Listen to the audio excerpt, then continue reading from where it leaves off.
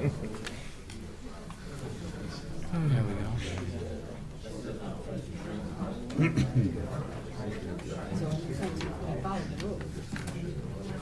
He's making official notification here.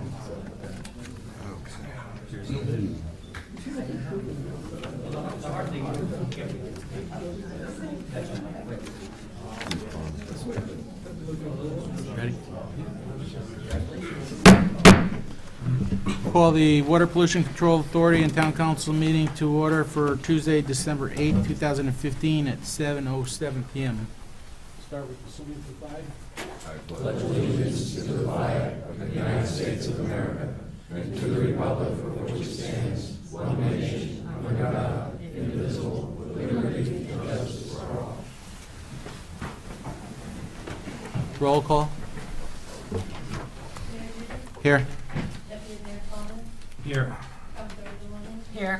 Councilor Arman. Here. Councilor Candelara. Here. Councilor Diamond. Here. Councilor Nero. Here. Councilor Miller. Here. Councilor Rhodes. Here. Minutes of the previous meeting. Can we get approval of September 1st, 2015 Water Pollution Control and Town Council meeting? So moved. Second.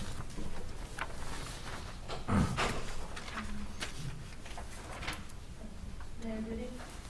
Yes. I think you have to abstain because it's the September. Oh, that's right. I wasn't on then. Abstain. Yes. Councilor Angeloni. Yes. Councilor Arman. Yes. Councilor Candelara. Yes. Councilor Diamond. Yes. Councilor Nero. He was. Councilor Miller. Abstain. Councilor Rhodes. Yes.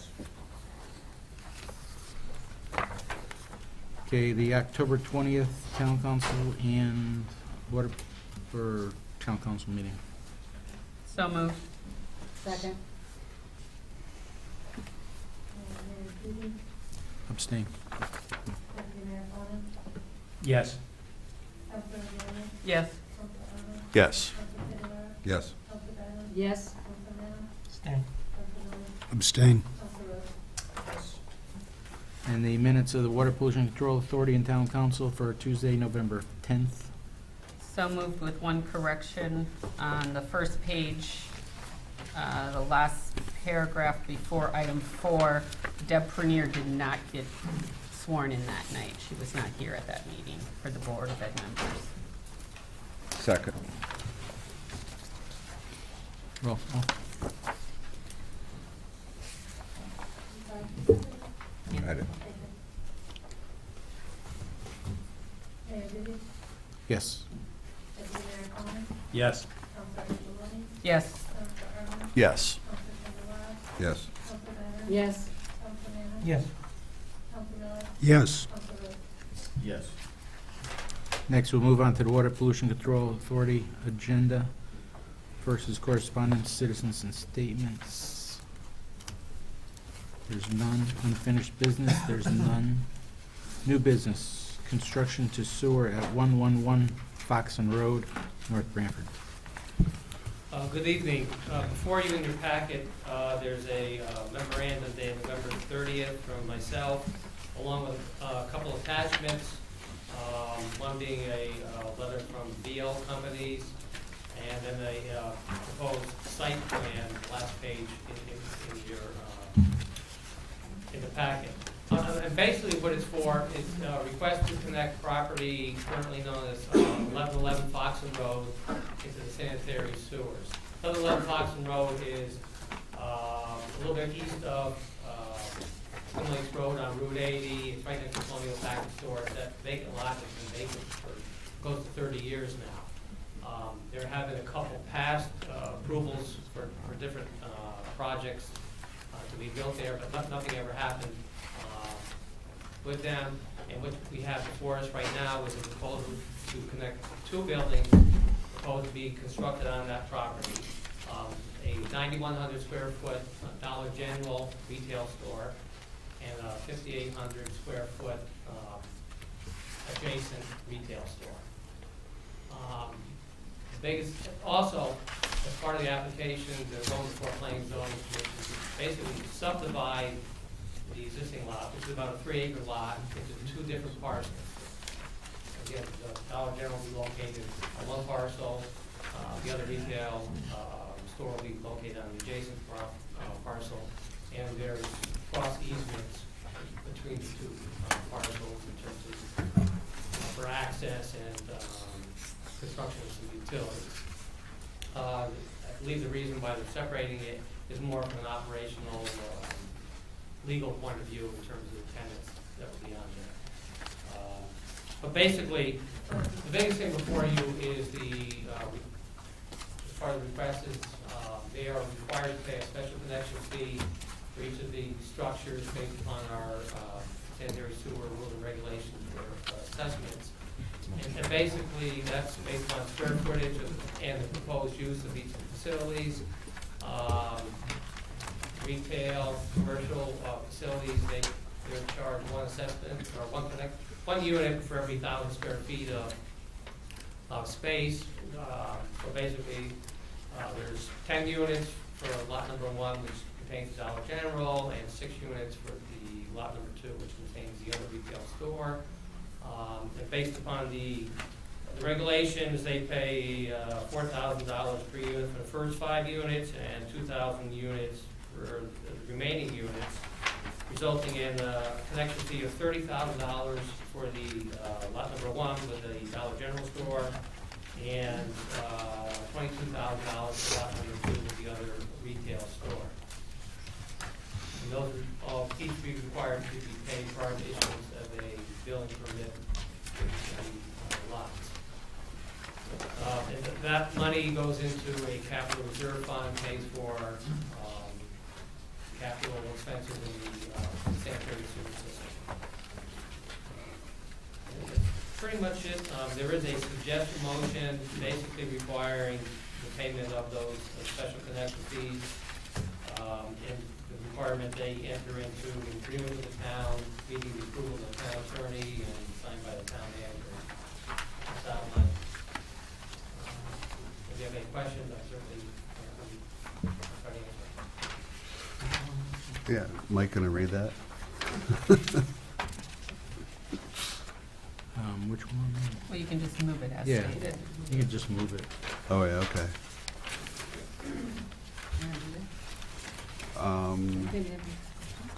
Yeah, any discussion? We have to make the motion first and get it on the floor. You want to make a motion? I move to adopt the motion, WPCA application connect property known as 1111 Foxton Road, map 25, lot 4, sanitary sewers as detailed in the memo of Kurt Wise of November 30th, 2015. Second that. Discussions? Roll call? Mayor Duty, Yes. Deputy Mayor Fawnin, Yes. Councilor Angelini, Yes. Councilor Arman, Yes. Councilor Candelara, Yes. Councilor Donovan, Yes. Councilor Nana, Yes. Councilor Miller, Yes. Councilor Rhodes. Yes.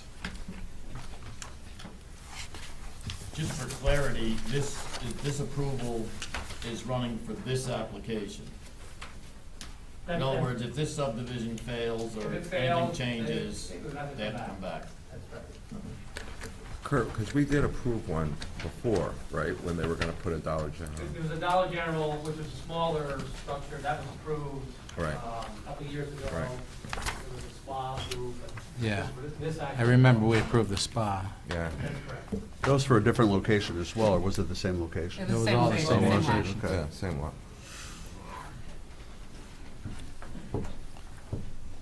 Next item is citizen statements and petitions under Water Pollution Control Authority. Next, we'll move into the regular town council agenda, reports of committees, boards, and commissions, Permanent Project Building Committee. Permanent project will be meeting next Monday, but as you can see, everyone at their desk has a picture of the completed roof at TotoketTV. Congratulations. So it is finished, it looks great. If you haven't been up there, it definitely does give a totally different look to the school, and it's, they just have some punch list items, which some of them are, you know, restoring the land, They back, don't, which they don't involve leaks?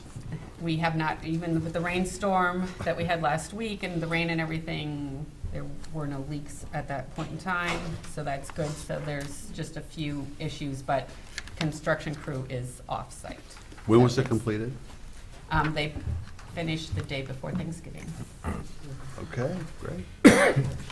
Next item's Economic Development Commission. Yeah, the Economic Development Commission met on both 11:30 and last night.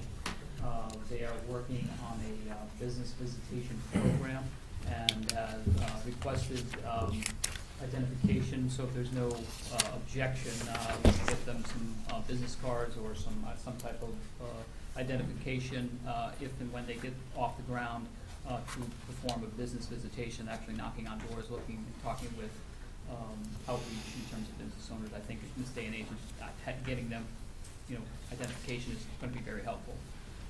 So they're moving along on that, and they also, you have in front of you a letter of support in terms of the development for 1599 Foxen Road.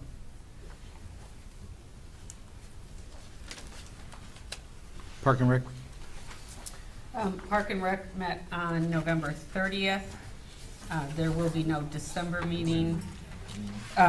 They voted to change their meeting day and time, so it will now be the fourth Tuesday of the month at 6 o'clock up at Stanley T. Williams, and that takes effect in January. There was also lengthy discussion from the Potato and Corn Festival Committee, 3 days versus four days. Roseanne Krajewski had provided all of the financial data for the last several years regarding the numbers.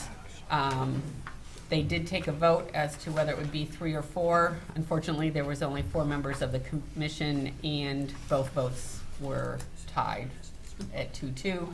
So nothing has happened in regards to that, and a decision will have to be made at their next meeting. Which will be at the end of January, correct? Unless they call a special meeting for that purpose.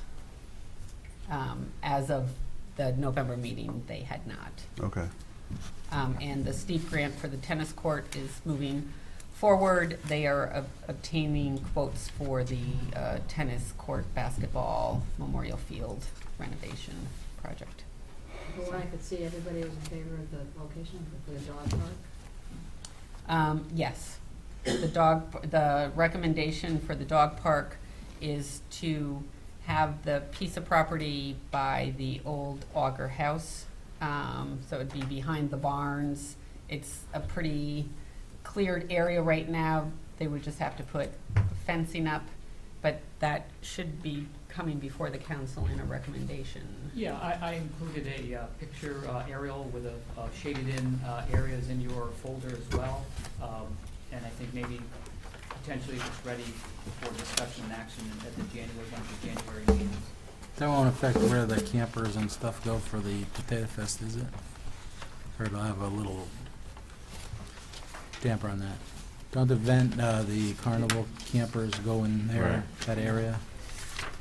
Would displace them, if that's the typical area, but, so the shaded area shows the proposed location.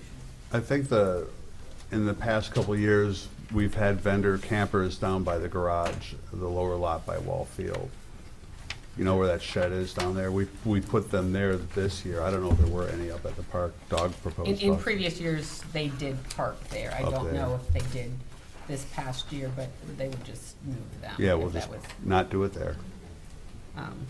This area, the way it was explained, is it needs the least amount of work from Public Works. The area they originally were looking at required a lot of cleaning of stumps and debris, and And it it would have taken a lot of time. it would have taken a lot of time that Franny doesn't have in the springtime and summer. And they were also told that, this could be here for a couple years, and then if another spot opens up that's better, it could be moved. So, and they were fine. There was no one from the dog park there that night at the Park and Rec Commission, but this was their recommendation, so that they could move along with their project.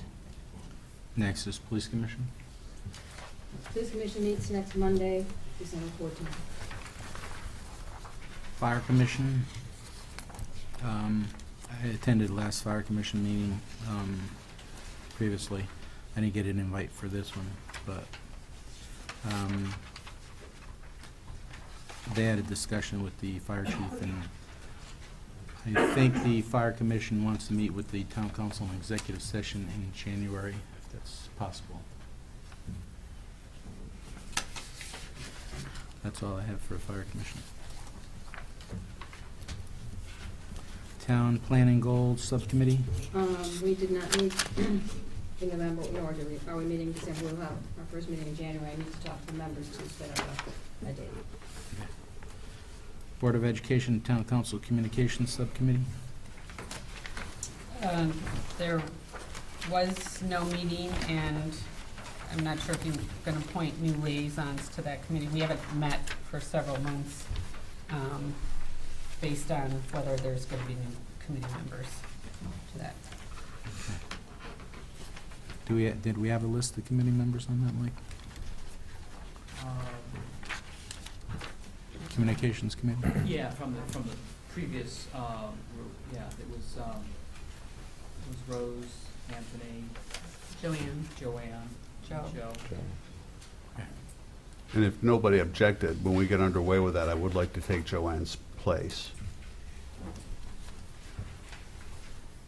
The other thing that we have not done, and I don't know if it's too late, but there was the request from the Board of Ed when they presented for the administrator's contract, and we did not appoint anyone from the council to sit in on any Negotiations. of the negotiations. I mean, They're long, I think it's really too late for mine. Well, they had the bump and run, I don't know. No, but they've had, They had more, since then.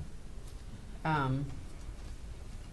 So that's that, and I don't know about that other committee that we didn't appoint anyone to because it was just before the election. It was their strategic plan. Was that just a one-time That was meeting? the one time it's done. Oh, okay. Yep. Okay. Future use of town buildings, Old Senior Center, and Auger House, 298 Forest Road and 1675 Foxen Road. I think we, Okay, the steep grant application for 2016. Right, just looking for some guidance. The next round is out for 2016. I put together some of the background material. The date that applications are due are January 15, 2016. Just kind of explains what eligible projects are: economic development, recreation, social services, housing, historic preservation, things of that nature. So it's listed there. I was looking for some guidance, went to REC to talk to them about what they had thought would be appropriate. They came back with a recommendation on a multi-purpose use field, turf field, adjacent to a wall field, the new wall field in that area. I have Why- a question though, yeah. Mike. I mean, it never came before the council. You know, one of the things we've talked about so many times is some of our infrastructure. And, you know, the planning committee has looked at some things, and we talked about perhaps going for a steep grant to help with some of the things that we want to do, reduce the tax burden. I mean, for example, public safety's on here. I don't understand why the council can't discuss before we just make a decision on the field. I understand what you're saying, and this is why it's here as, under my report, just so I could get a sense of field and recreation, and get it from them first as one possible subject matter that would be eligible for steep. This is here for, absolutely, for your discussion. Okay, because I think the planning committee would probably like to Oh, discuss that. absolutely. And again, it was here because you have another meeting on the 5th in terms of January. I'm just looking, I mean, I would hate to let it go by without submitting something. Yes, But if because you it's due the 15th of January, so we Yeah. just need to. So if you decide, you know, recreation is Well, going to maybe sit on the maybe sidelines. I can talk to the people on the committee and we can pick a Yeah, we date. should get a Maybe we meeting. can meet soon, so we Yeah. can talk about it too. Yeah, and so you could set aside recreation, say fields we don't want to do, we want to do economic development, you want to do buildings, you want to do whatever you want to do. I'm just looking was trying to get ahead to get a sense of if recreation wanted to do something, what would their recommendation? Or maybe what we'll do is we'll meet after and we'll see if we can get a date. Yeah, I just think. maybe the Reynolds Beard's house too. I just think with the money that we received for the wall field renovations, and then we just received for the tennis memorial court for recreational use, personally, I think we need to look more towards economic development or infrastructure. Right. of the Right. town. I We totally all feel that- agree we with feel that. that way, so we'll talk before the. Mike, how much, if Marie schedules another meeting, how much lead time do you need? You know, when we come up with our ideas, do you need before that, you need to submit the grant? Yeah, that's why I was saying that the 5th would still give me enough time to pull something together. It's not a very in-depth application. Okay. I've done a couple of these, so I think we could pull something together. If you had time now, between now and January 5th, to, you know, figure out, you know, some ideas and concepts to come back for the January 5th meeting. Okay, I'll then talk, go well, maybe from there. Rose and Dan and I can meet after and pick time, Yeah. date rather. Okay, great. Okay, next item is future use of town buildings, Old Senior Center, 1675 Foxton Road, Auger House, 298 Forest Road. Yeah, again, this item is also for your consideration and for you to digest, to think about going forward. We ought to have a long-term plan as to what we do with these buildings. So there's some ongoing costs, we winterize them, and still there's electrical and water meters and things like that. But there really hasn't been any debate or discussion as to what should be the future use. And again, we could just, you know, continue in this mode of just waiting. Can we see if we could use those as a commercial use, as a rental property? Yes, certainly, that could be one option. That's a discussion we should have with Fran, I suspect. You know, if we were to discuss, you know, utilize it potentially as a rental property, I mean, you've overseen the town rental property in the past, correct? Well, not commercially, but resident, I'm against residential. Yeah. Yeah, okay. I wouldn't even talk about residential properties, because it's a headache. Yeah. But commercial use, doctor's office, dentist office, you know, chiropractor, you know, anybody that we could get in there, even down at the old senior center, you know, small machine shop, something to that effect, where, you know, the dollar figures are coming in. Right. You know, and a commercial building's a lot easier to rent than it is to try to, you know, and they pick up the whole tab. I mean, they pick up the grounds maintenance, they pick up the snow plow, and they pick up everything. It's off Franny's table, Okay. you know, so I Maybe they don't could know. go to the Economic Development Commission to Yeah. talk about it. So the way you write up the lease. But I hate to see it, you know, just sit Right. and sit, and it's been sitting for years, and there's Right. been no commercial use on it. And maybe we should look at commercial use, ease the tax burden. Okay. Last item is a review of policy for placing memorials and monuments on town property. Yeah, I don't think we ever got closure in terms of a formal approval on this, so I put it on there as just food for thought, and whether or not, I'm not sure where the council wants to go with this. It was something that John had started, or the previous council had started, John worked on it, this is his language, John Desmond, and I think it just kind of fell off the agenda before the elections, and I'm not sure where you want to go with this. I believe it's in the charter already. I'd like to have the new town attorney take a look at what's here and see if he agrees. Number one, the past town attorney had stated that, you know, the only body in this town that could name or give permission to do something with town land was the town council. So if we could see if you agree with that, and then look through this and see if you think that this would cover the concerns. Anyone have a problem with that? Yeah. Maybe you can clear up some of the language, because it was just cut and paste from wherever the attorney took it from. Yeah, I believe it's in the charter. Yeah.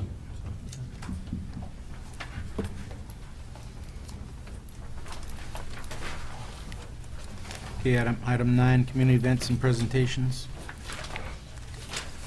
Mayor, Judy, if I could just use that number 9 at community events and presentations to mention the fact that some of the council members have talked about recognizing the outgoing members, previous council.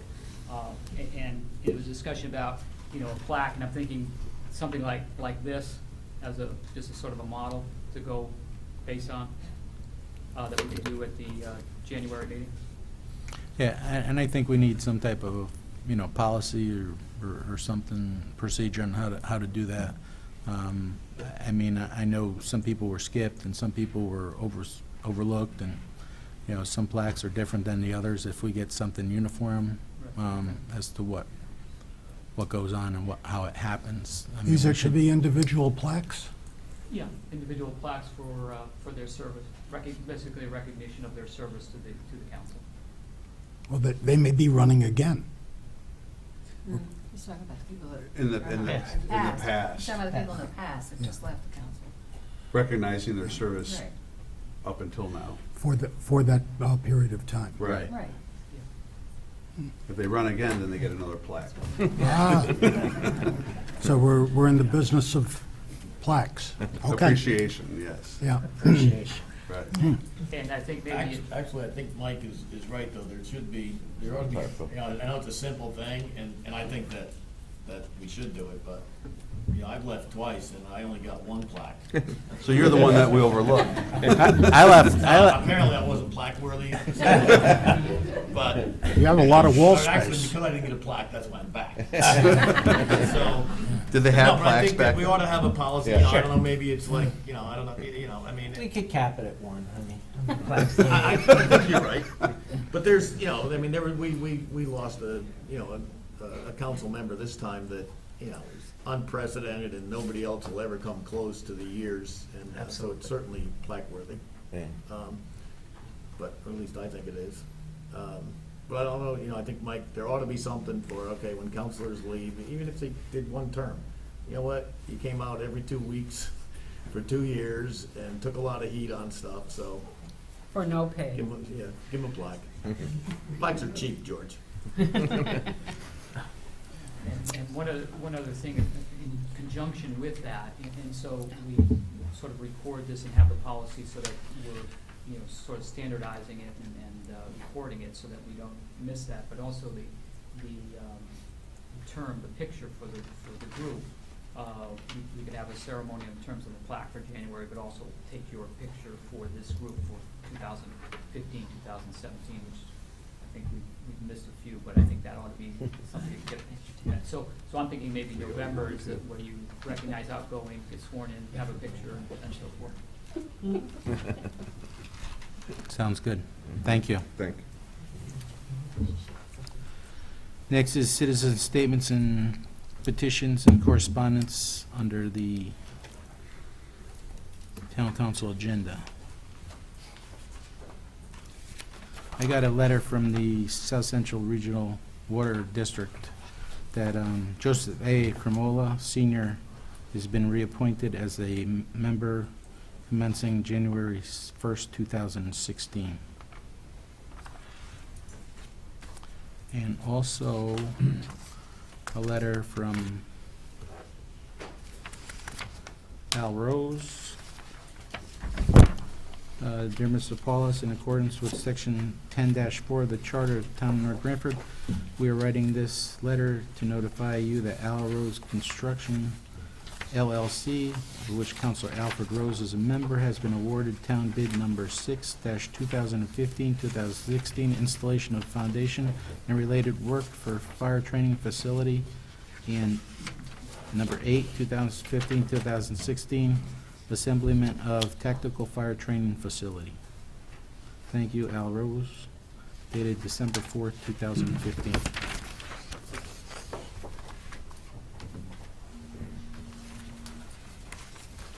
So I would ask that Michael just explain, Yeah, that's correspondence that's in there as part of the town charter. I had asked Pat to just give me a opinion on that whenever a council member is involved in a bid process, they disclose that. So that's a written form, that's why it's here under correspondence, to be included in the record that he was a successful bidder on two bids that went for the fire training facility.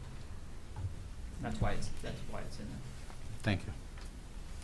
I've been asked to clarify something that we adopted probably last spring, which was the 3-minute rule and the need to register to make a public statement at meetings.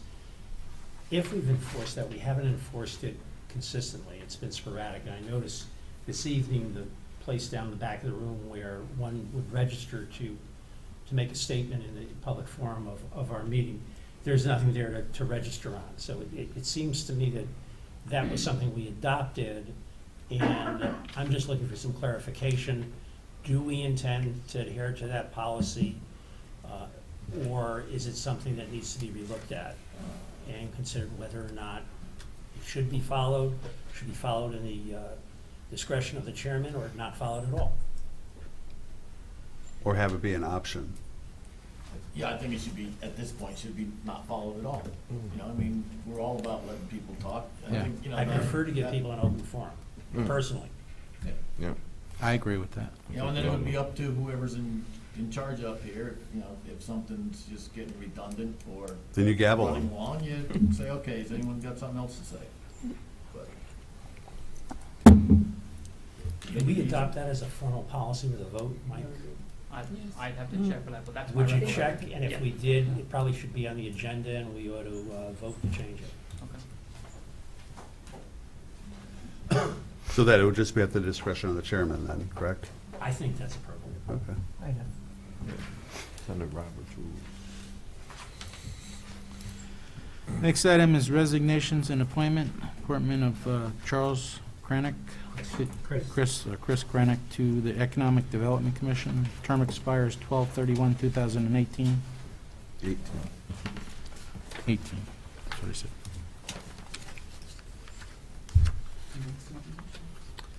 I'd be glad to make a motion that we appoint Chris Kranick to the Economic Development Commission for a term expiring December 31st, 2018. I'll second that. Mayor Duty, Yes. Deputy Mayor Fawnin, Yes. Councilor Angeloni, Yes. Councilor Arman, Yes. Councilor Candelara, Yes. Councilor Diamond, Yes. Councilor Manna, Yes. Councilor Miller, Yes. Councilor Rose, yes, Next item is reappointment of Ed Pernier to Fire Commission, term to expire 5/31/2018.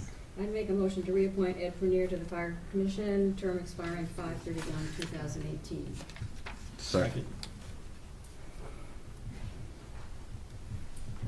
Mayor Duty, Yes. Deputy Mayor Fawnin, Yes. Councilor Angeloni, Yes. Councilor Arman, Yes. Councilor Candelara, Yes. Councilor Diamond, Yes. Councilor Manna, Yes. Councilor Miller, Yes. Councilor Rose, yes, Next item is reappointment of Fran Leskovich to the Plan and Zoning Commission, term to expire 12/31/2018. Make a motion to reappoint Fran Leskovich to the Planning and Zoning Commission, term to expire 12/31/2018. Second. Mayor Duty, Yes. Deputy Mayor Fawnin, Yes. Councilor Angeloni, Yes. Councilor Arman, Yes. Councilor Candelara, Yes. Councilor Diamond, Yes. Councilor Manna, Yes. Councilor Miller, Yes. Councilor Rose, abstain, Next item is reappointment of Carol Davidson to the Library Board, term to expire 12/31/2018. I make a motion to reappoint Carol Davidson to the Library Board, term expiring 12/31/2018. Second. Mayor Duty, Yes. Deputy Mayor Fawnin, Yes. Councilor Angeloni, Yes. Councilor Arman, Yes. Councilor Candelara, Yes. Councilor Diamond, Yes. Councilor Manna, Yes. Councilor Miller, Yes. Councilor Rose, yes, Next item is reappointment of Virginia Fallon to the Library Board, term to expire 12/31/2018. Virginia Fallon. I make a motion to reappoint Virginia Fallon to the Library Board, term expiring 12/31/2018. I'd like to second that. Mayor Duty, Yes. Deputy Mayor Fawnin, Yes. Councilor Angeloni, Yes. Councilor Arman, Yes. Councilor Candelara, Yes. Councilor Diamond, Yes. Councilor Manna, Yes. Councilor Miller, Abstain. Councilor Rose, yes, Next is appointment of Liaison Counselor George Miller to the Parks and Rec Commission. I'll move to appoint Councilor George Miller as liaison to the Parks and Recreation Commission. I'll second that. Mayor Duty, Yes. Deputy Mayor Fawnin, Yes. Councilor Angeloni, Yes. Councilor Arman, Yes. Councilor Candelara, Yes. Councilor Diamond, Yes. Councilor Manna, Yes. Councilor Miller, Abstain. Councilor Yes. Last item is liaison counselor Marie Diamond to the Police Commission. I'd like to make a motion to appoint Marie Diamond to the Police Commission as a liaison to Town Council. Second. Mayor Duty, Yes. Deputy Mayor Collins, Yes. Counselor Angeloni, Yes. Counselor Arman, Yes. Counselor Candelara, Yes. Counselor Diamond, Abstain? Counselor Montana, Yes. Counselor Miller, Yes. Counselor Rhodes. Yes. All right, next item is unfinished business, discussion and action. I would like to amend the agenda, Mike, in that department to, I think it would go there. If it's not, it will go in new business, but I think it's old business. I'd like to make it 12C, and discussion and action on 1599 Foxen Road. Second. Where are we at with that, Mike? That's why I That's want what to. we're- Yeah. For discussion. It's in your, for executive session. That's where we put that. So there's been no correspondence between you and Center Plan? No, not. Okay. All right, So I'll rescind this if we're gonna get some information. I have no way of knowing what's on the executive session, so I can rescind this if we're. yeah, we could bring it up, if we want to discuss it, we bring it up in January. Yeah. Okay. So I'll rescind that motion. So we're gonna deal with it in an executive session, is that? Yeah. It's on the executive session. Yeah, I know that. Okay, unfinished business, discussion and action, updates to the defined benefit plan documents, police union tabled July 9th, 2012. Yeah, we're not ready for that yet. Okay. Resolution to adopt proposed ordinance 2015-3, amended chapter 193, solid waste, tabled August 11th, 2015. Yeah, we had the public hearing last meeting. There was one change that was made that was on section 193.5 from Tom Skelpo that had suggested we break out those paragraphs. And so we cleaned that up, and this is an ordinance that's ready to go. So it's here for your adoption. I make a motion that we adopt proposed ordinance amending Chapter 193, solid waste, which was tabled August 11th. Second. I have one question. On enforcement, it says any person found guilty of violating any provision of this article shall be fined not more than $100. How is that going to be enforced? Or who is enforcing that? Well, I suppose if you're driving down the road with, waste and it falls out of the back of your pickup truck, you get pulled over, you can be fined for that, right? So it falls on the police department? Or If like- if it falls on the police department or in front of it or down the road. Essentially, I think or even our zoning enforcement officer would do that, I would think. Okay. Roll call? Mayor Duty, Yes. Deputy Mayor Collins, Yes. Counselor Angeloni, Yes. Counselor Arman, Yes. Counselor Candelara, Yeah. Counselor Diamond, Yes. Counselor Manna, Yes. Counselor Miller, Yes. Counselor Rhodes. Yes. Okay, number 13, new business, discussion and action, appointment of zoning enforcement officer. Yeah, I'd like, if we could, skip over that. Obviously, we have that item under executive session. We'll have candidates to talk with, and we can come back to that. You want to table that? Well, I think we just skip over it. Reappointment of Roseanne Krajewski to Potato and Corn Festival Coordinator. Yeah, this, we did this last year. It's sort of an annual thing that we appoint or, I guess in this case, select, we select Roseanne for the Pest Festival Coordinator. And Anthony and I had looked, and I had talked with Roseanne about taking on this position to move forward for 2016. We had budgeted last year, as you see in the memo, $20,000, which was for the festival, comes out of the festival funds. So she's looking, last year's rate of $19.50, looking for a bump to $22 this year, to be paid by the festival. And I think for the work that she does, which I happen to see firsthand this year, it's quite complicated and quite stressful. I think she does a great job. I think the success of the festival with the amount of money that's come in, I think she's done a tremendous job, and I'd like to keep her on, and so the suggested here is a suggested motion for $22 an hour with a total budget not to exceed $22,600 for your consideration. Mike, this work has started already? Yeah, in some sense, yeah. I mean, Roseanne is here, she can answer any questions that you like, but, talking with the vendors like the fireworks, amusement, those things tend to get booked early. They come to her looking, so, it's a successful event and festival that they want to know if they can book again. So there is correspondence and a lot of work. I mean, she just finished up to give to the Rec Commission the numbers, and the numbers are solid. I mean, obviously it was a great festival, but I think what I said, I'll say again, when I said to the Rec Commission, that what she's done with the budget is to look at getting revenue locked in before you even open the door, before you open the gate for the festival. So I'm just going to use round numbers, but she's looking at taking in, and she can clarify, but about $165,000 in revenue before they even open, and looking at liabilities of $168. So there's a net there of $3,000, in terms of liability. But that is so close in my mind that I think that's almost taking the weather-related event out of the picture, so to speak. And so there's been, over the last 2 years, a surplus that has gone into the festival's fund. So I think she's doing a great job. And this position is accountable to who? Well, through the rec department and myself. So Warren and myself looking at that.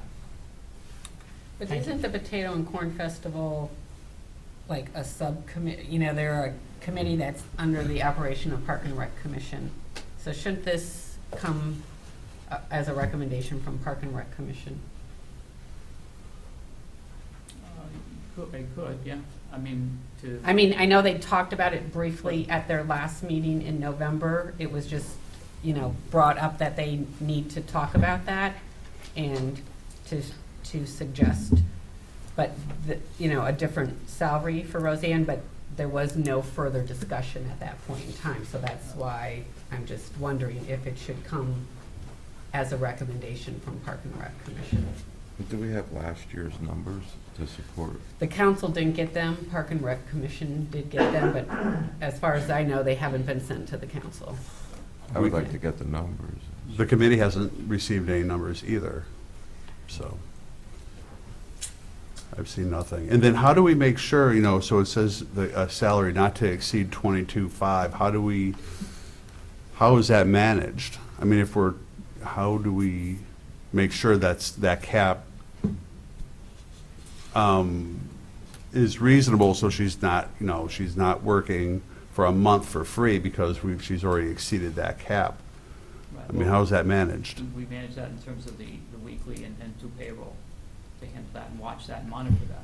And from, almost, I wouldn't say weekly meetings, but periodic meetings, to know that, we're on track, and she knows, and we set that parameter out at the beginning, and we sort of back into that number, knowing that she cannot exceed a certain number at certain hours. So it's worked for us in the past, and this is just more of an increase in terms of the hourly. The work that she's doing now is coming off of last year's cap, is it still? Or is it working on a hypothetical this year's cap? Right, well, she's wrapped up. Right, so we're wrapping up, finally wrapping up 2015. I finally reported to the Rec Commission on November 30th with the figures. I had sent you the figures from the council. Yeah. You didn't have them. No, that slipped through the cracks. Okay, so the town manager does have the figures for 2015. to be sent to you. I think what Anthony and I, the finance director, had agreed on is we had to have a cutoff date. I mean, there's a cell phone involved, and my pay and things. So, but typically, I think we've agreed, Anthony, that December 1st starts the 2016 festival. Everything overlaps. There's no clear line where I stop doing one thing and doing the other. So we had cut a space for the cell phone and things like that as of December 1st. So right now, I'm technically being paid out of the 2016. Am I misstating it, or are we actually considering two things here? One, the appropriation of $22,600 as the expenditure for salary for this position, and two, appointing Roseanne as the person to be continued as the head of the festival. And if the Park and Rec wants input on this, I'm assuming they want input on the person that's gonna head the festival, and they're just looking to us to appropriate the funds to make that position compensable. So, do we do this by just voting on the compensation and let Park and Rec do whatever they do and make their decision in terms of Roseanne's leadership? Well, I think, partly correct. I think it ultimately is this council to make that appointment, a recommendation coming from REC, that you would both appoint. So how do we address their lack of a recommendation to date? Well, we could Can we do it in just January? hold this off, bring it back Yeah. to them. They probably maybe even consider. We do it in January, is that hampering the startup of the festival, since you're saying they raise $165,000 before they open the gate? Yeah, it does. I mean, we've done it, we did it last year, I think, same time last year. It does handcuff us a little bit in terms of getting out of the gate late. But they still haven't decided if And it's they a haven't 3 done or the 4 date. day festival. Right, they Right. haven't done the 3 or 4 days. And I have a So- hard time voting when I don't Yeah, I have do the too. numbers When and was the date of facts the and. next Park and Rec, did you say? It won't be until the regular meeting will be the end of the fourth Tuesday in Which January. means it won't come to at- us till at the 6. first week of February. Unless they have a Unless special, they have a special meeting. unless they have Is a there special. potential that we could get a because special meeting together, then table this decision until we discuss Some of it? the council, some of the commission members have asked for a possible special meeting just to vote on whether it's a 3 or 4 day festival.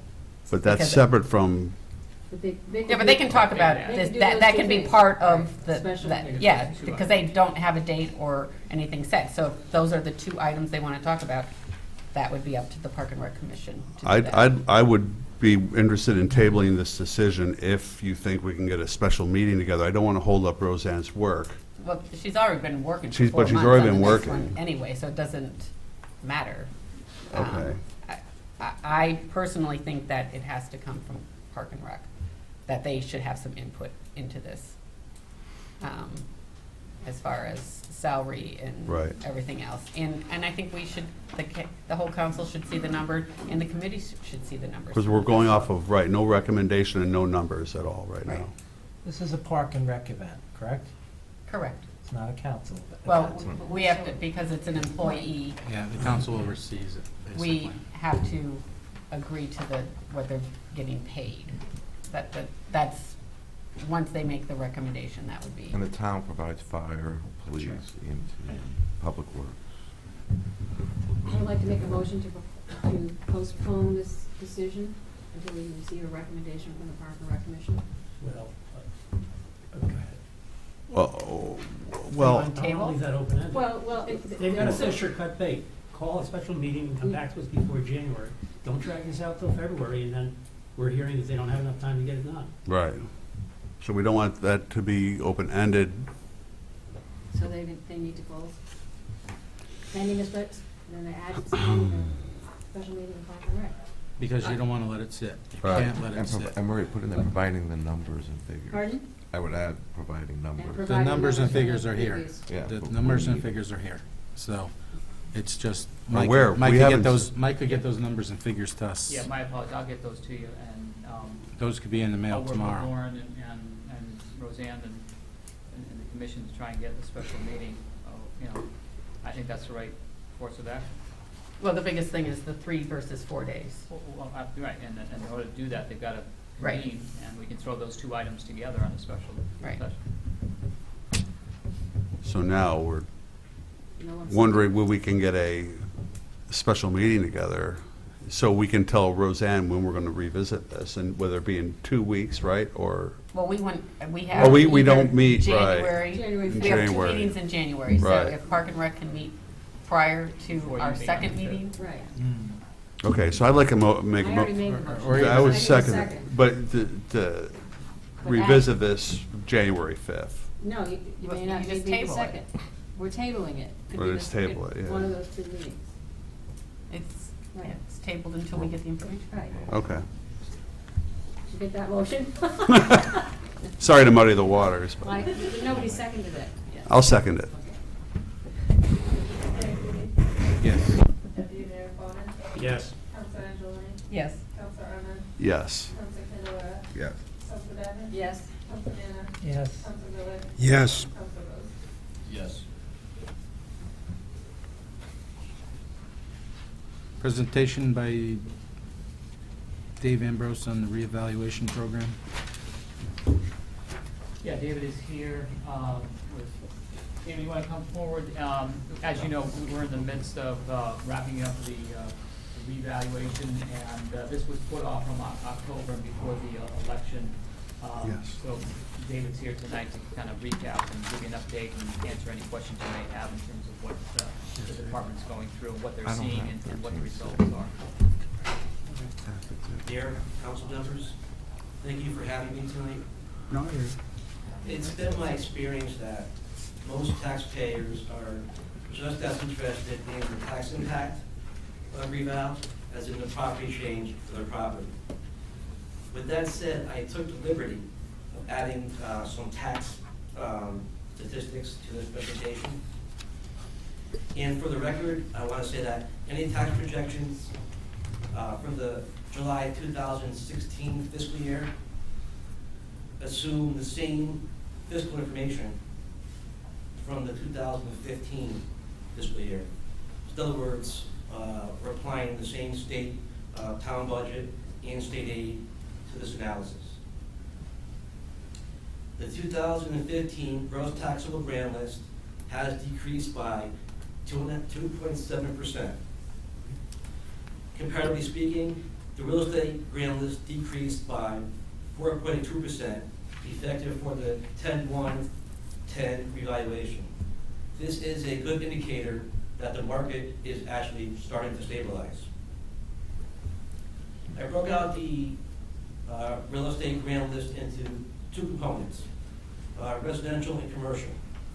The residential component has decreased by 2.9%, while the commercial component decreased by 1%. As you may know, the residential assessments make up approximately 75% of the real property grand list. Okay, I want to focus right now on residential changes. 17% of the number of residential properties increased in value, while 79% of the number of residential properties decreased in value. So almost 80% of the properties decreased in value. Out of that number, approximately 64% of those properties that see a value reduction may see a tax reduction. This is based upon a 2.5% assessment reduction. In other words, if a property has decreased in value by 2.5% or greater, the person or the tax owner, the property owner may see a tax reduction. 4% of residential properties basically stayed the same. The change was within 1%, either way, either increased or decreased, the change was within 1%. We run many tests, many reports for reval. My favorite report is called the sold property test. We compare our model's values against the sale price for properties that sold. Our model's values are 5% lower than the actual sale price. In other words, if a property sold for, let's say, $100,000, our value is $95,000. A little conservative, but that's where we probably would like to be. Commercial changes. 47% of commercial properties increased in value, while 39% of commercial properties decreased in value. 80% of that category, the properties that decreased in value, will see tax reductions. This is also based upon that same 2.5% assessment tax curve. 14% of commercial properties basically stayed the same. Again, their change was less than 1% up or down. And generally speaking, across the board, the median annual tax change for a taxpayer will be an increase of $136 or $11 a month. Any questions? On commercial, how did those values change? You know, I know some were as high as 16%. I'm sorry? And some were as high as 16% on commercial. Right, there's probably three reasons for that. Number one, it could be that the values in 2010 were too low. Second, they might have had an increase in revenue, increase in rent, and a decrease in expenditures. And also, this year, we actually had a dozen sales of commercial properties. And our values are about 5% lower than the sale price. So I'm pretty confident in those values. The approximately 20% of residential properties that went up in value, is that attributable to additions or improvements to the property? Or is there some other factor? Just the market, just sales. Any improvements were added to the previous balance year whenever they were actually added to the property. So I'm confused. How can the market be better for 20% of the properties in town and worse for 80%?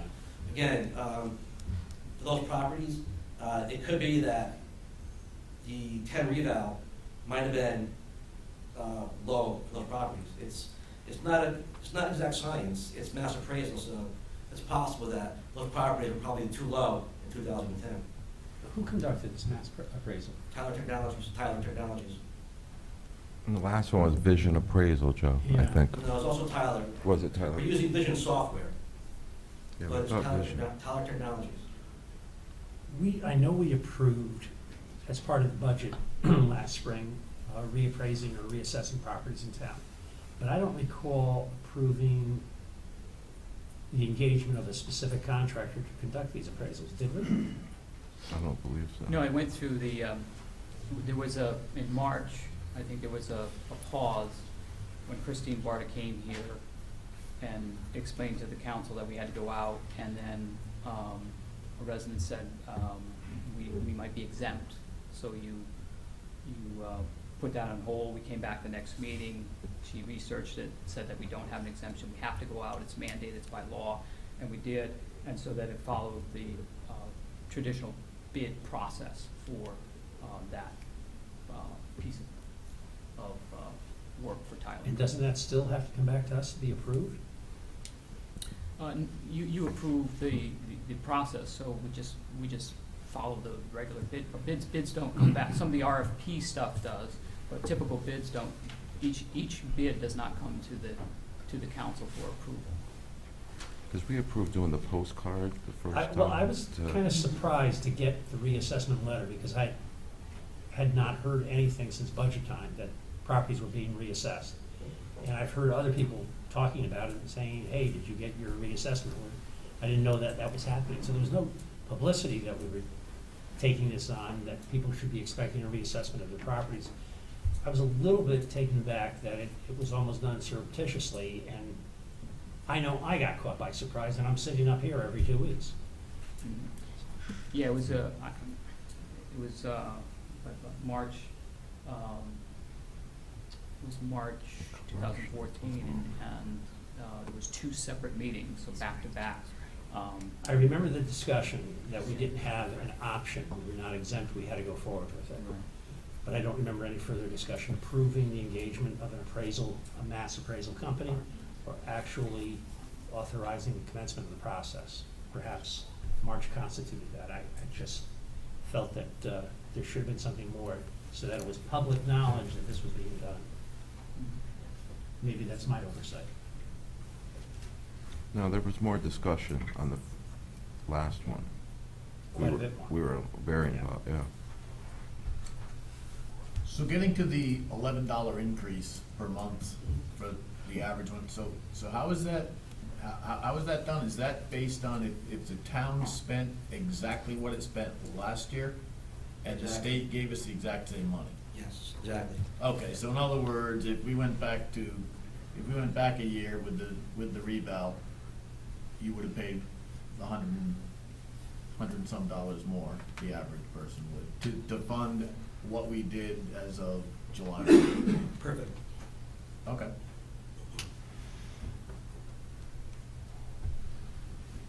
Anything else? Thank you. Thank you. You're welcome. Thank you.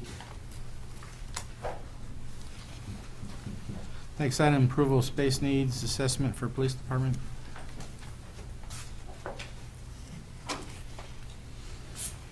The Space Needs Committee, Future Needs Committee has addressed a couple of significant events.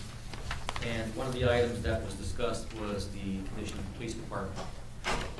Question was posed, how do we fund the $6,000 facility study to look at the space needs for the police department?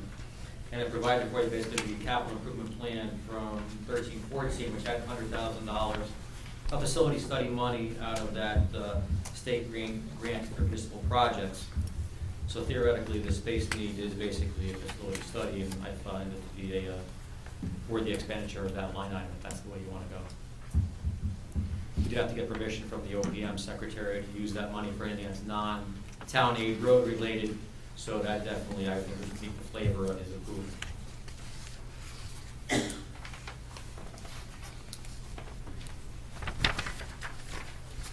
This is a suggested motion if somebody wants to make the motion. Be it hereby resolved that the North Branford Town Council instructs the Treasurer Finance Director to utilize up to $6,000 of facility study funding in the 2013-14 CIP for the purpose of engaging a firm to conduct a space needs assessment for the North Branford Police Department. Second. Didn't you just close your remarks with a statement that this was subject to OPM approval? No, what I No. said basically was, when we got the grant approval in 13-14, we had to provide them with a list of items we wanted to use that Right. were not town aid road. One of the items in that list was $100,000 for facility study. So this definitely falls under that same Okay. category. So we're all right with them if we do this? Yes.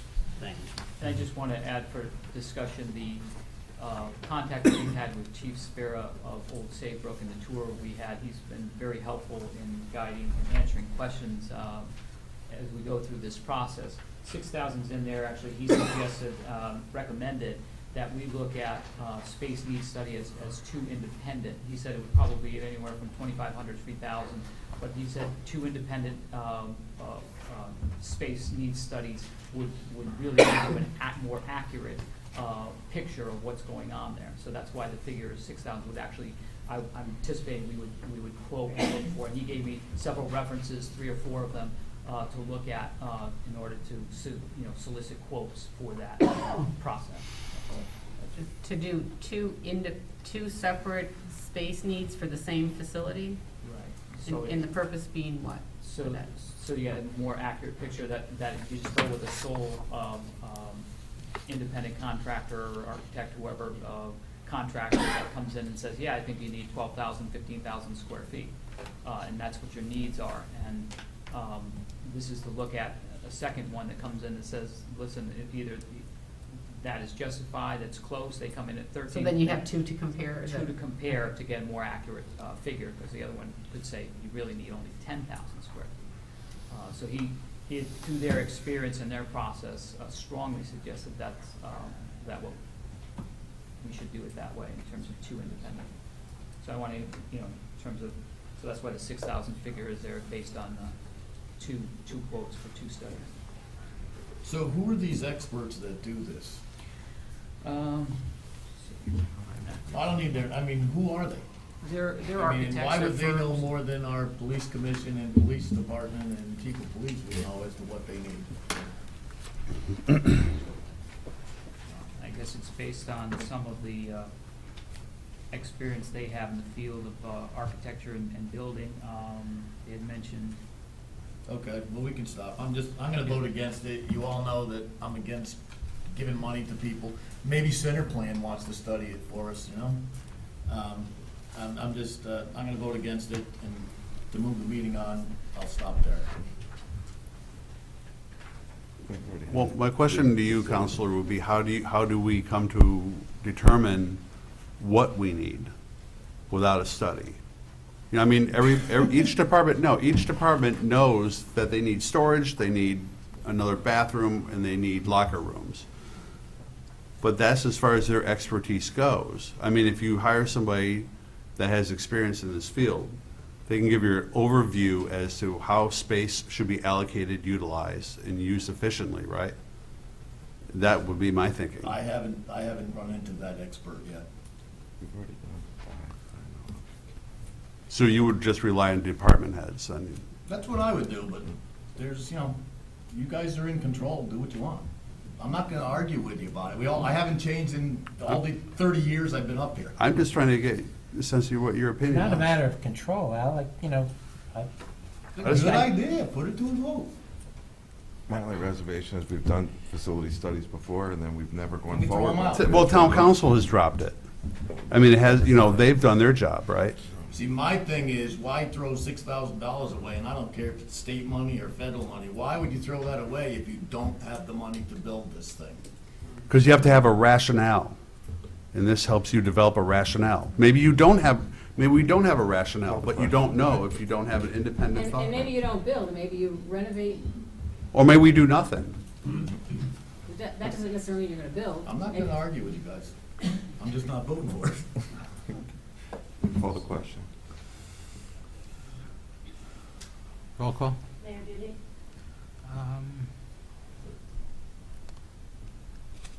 I'll vote for it because I want to see what the final cost would be. Deputy Mayor Fawnin, I'm going to vote no. I'd like to see a study done, but I think one study is sufficient. And I'd like the input of the Department and the Police Commission, and I think that's more than adequate. So I'm not in favor of doubling up. Councilor Angeloni, This is just appropriating money, though. This is not, you know, we can then determine that we would have one study if that's what we agree on, right? And let's fund one study. Then funding one study, yeah. We can agree on that, but we don't have to spend $6,000. We're just appropriating the money. I vote no for the same reason as as Deputy Mayor Fawnin. I think one study would be enough. I'm on this committee, and I agree in concept, but I don't necessarily think that we need two studies. Councilor Arman, I vote yes. Councilor Candelara, No, for the same reason cited by the Deputy Mayor, Council Angelo and Council Rose. Councilor Diamond, Yes, Councilor Manna, I agree with Mr. Rose and Mr. Fawnin, no. Councilor Miller, No. I agree with this, the statements by Deputy Mayor. Councilor Rose. No. All right, the motion failed. Somebody want to remake a motion to do one study? I don't think the motion wasn't to do two studies, was it?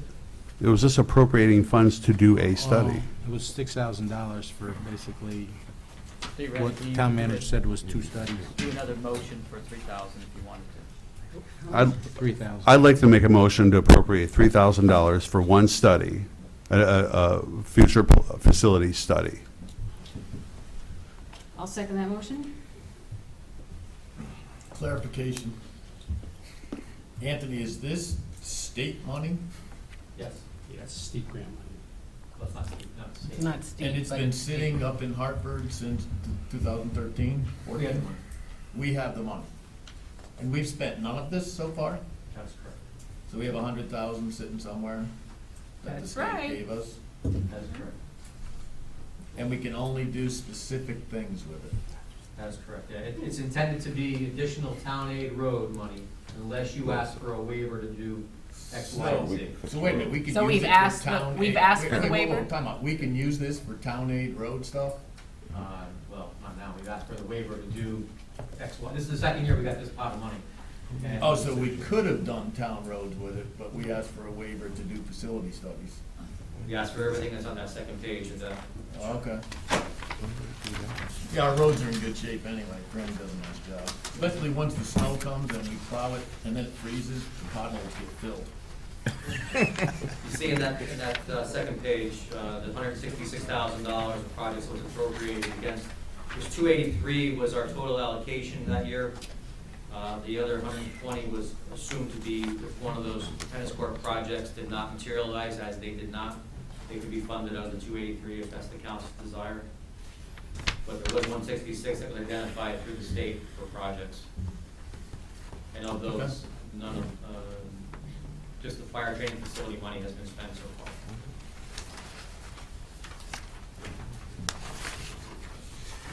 If I can just make a brief statement. Those of us that have been on the town council for a while, we've all had the experience of having a visit at the police station, not because we were under arrest, but because we were invited there to inspect the facilities. And I can say from that experience that the people that are running that department on a daily basis are very, very cognizant of what is needed to operate that facility. They know what the shortcomings are. They can point them out much better than an architect or an engineer that walks through that facility for an hour or a day or even several days. I'm all in favor of considering what is the most appropriate expenditure of our capital dollars, but I'd like it done in a rational manner. To me, I think we start with the people that have to work in that facility day in and day out. Have them tell us what their needs are. Have the police commission comment on that. Take that information and then consider whether or not we want to engage a professional, rather than throwing dollars at a professional to come back with platitudes and drawings which may or may not ever come to fruition. So I've got some reluctance in funding any dollars right now. I definitely don't want to fund dollars to do 2 studies, but I think the approach is just wrong. I'd like to see it done the other way around. Well, just, Those people, that's what. The planning- The yeah. person that does that, that's one of the things they do. They go and they talk to all the people who work in the building. That is part of the procedure used by that individual, to meet with the groups of people that work within that building. That's part of the process. and that's what the planning goals subcommittee did over the past 7 or 8 months, is we've interviewed each department, had a questionnaire that they filled out as to what their needs were as well, and what the situation with each building was. So this would just be a, Well, so we could take what the police department filled out, yeah, and maybe Marie, as liaison to the police commission, could see if taking that information and going to, at their next police commission meeting, talking at the police commission meeting, and just get some more ideas before we commit to this. Well, it's great to have ideas, The point but is, let's try to do as much of this ourselves as we Right. can before we engage a professional who may or may not give us something that we can really work with or afford. That's my only criticism of this process.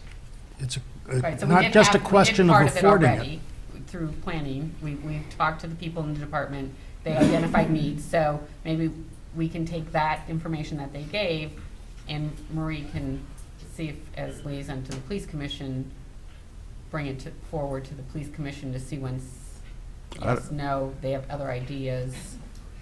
Well, they can have a lot of other ideas, but we're not prepared to go forward with building a new station at this moment. That's not what That's- this, that's that not what wasn't this is for. necessarily what's gonna happen. It was to Right. look at the building, see whether that could be renovated or an addition or whatever. It wasn't just to put a new building in. I'd like to hear the police's input as to what they. The study that we handed out to the council, and I know the new people don't have it, there was quite a bit in there. We had a from the present- police Marie department. Well, it's multifaceted. You have dispatch as well as the police That was department. all in that. it was all in that it. I mean, report. Marie had her PowerPoint presentation, which I thought was fantastic, outlining. But there was more in the report, there was more specific, there were more specifics with that. Anthony, what can we use this grant for? I mean, are we limited to just studies? Anything that falls, that I would say falls under the flavor of a facility, for that one item, the $100,000 facility study they approved. So anything that falls under that umbrella of a facility study, which obviously this is another way to say facility study. So let's say that, so we talked to these people over there. Would this money cover an architect's conceptual drawings for what they need? And then that could also go to bid, and you'd get you could put that out there and get a bid for actually building it and know what it would cost? Or would it not cover conceptual drawings from an architect? You're not gonna get conceptual drawings for $100,000. For $3,000. Right. No, that's It's, just it's But kind you're of not like- gonna go anywhere without somehow being able to come before us and tell us, this thing's gonna cost $500,000, That's $100,000. kind of why you need Well, somebody. you're not gonna get that for $3,000. You're gonna have to pay somebody to do I that. live this every day. You're not getting this for $3,000. So you either gotta bite the bullet, talk to everybody, say, we need lockers, we need this. I can tell you one thing, they need a new garage door on the back of that building. It's disgusting. And they need, But at any rate, Salad for They need a so lot of what work they in need, it. and then you go to, then if you wanted to spend this grant money, you would go to an architectural firm for conceptual drawings. Then you can put it out there to the contractors to say, you know what, this would cost X amount of dollars for this. And you would know where you're at. Where the $3,000 or the $6,000, you just throw well, it away. that's what, we were kind of following what Old Saybrook did. They had this individual, it's like a design person who came in and he talked to all the people who worked in the building and kind of put together. Have you seen the tax dollars that come in Fenwick? Just pick a town along the shoreline. We don't have that revenue, but go ahead. 5 minutes earlier, we just heard. I mean, I'm just telling you that for $3,000, you're throwing it away. The grand list decreased 2.7%. So Anthony, I'm sorry, I didn't listen to you. That's okay. I mean, it'd be, I could pose that question back to OPM to see if what you're referring to as architectural. Conceptual drawings would kind of be a facilities, I could ask the question. I don't have the answer off the top of my head. I don't want to lie to you. So what's exactly what you're calling it? What's the term you're using? conceptual drawings, an architectural firm to It's- take the information that Marie's group and the police department have. So this is, this is rare, Marie. I'm looking to spend more of this money,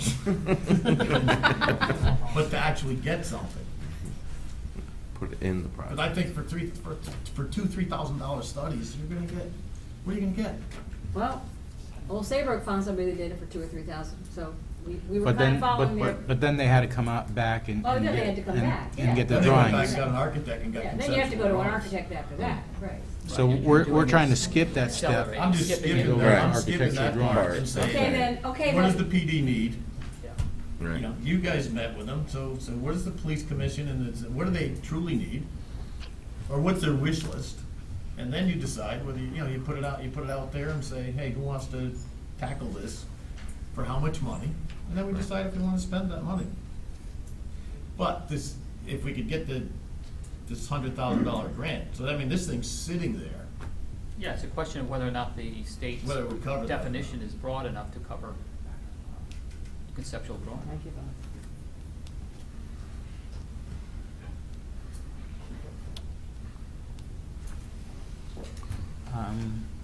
How do you want to handle that? You want to vote on your motion, or you want to withdraw your motion and Okay.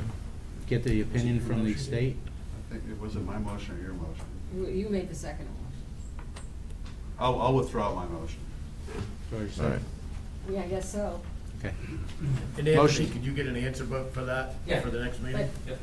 So we'll know if it would be covered or not at the next meeting. Okay, in the meantime, when I go to the police commission meeting on Monday, I'm gonna ask them if they could set up another meeting and get some of the police officers involved too, so we can talk to the people who work in the building. I'll do that.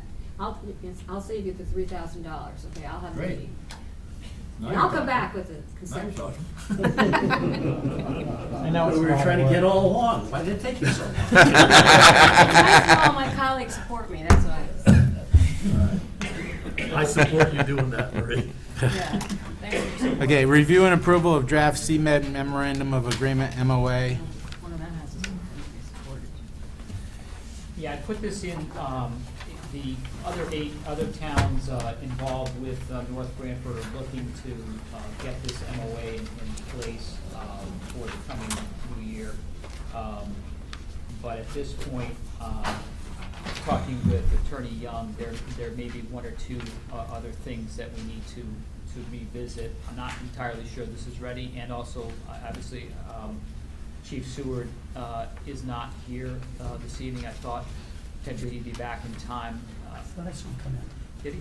It's not a No, choice, it's that's not. an Oh, okay. And You I just certainly, have to vote. certainly respect his opinion, and he has some ideas and concerns, I think, about this. So I think it might be best that we table this to the next meeting as well. And I can also get more information from the other towns as to any concerns and tweaks that they may have. Mike, have you heard anything about the Valley? Because I noticed the chairman for the Valley stepped down for, I forget the name of it, it's VetCon? Right? VetCon? Yeah. So Right. they're undergoing some changes Oh, there, are they? which is similar to MedCom. So I Yeah. don't know if you want to look into that. I didn't hear that, but I Yeah. can certainly reach out, yeah. So I propose that we do a little bit more work on this and then bring All it right, back. so we'll table it. For the January. Next is resolution authorized steep agreement.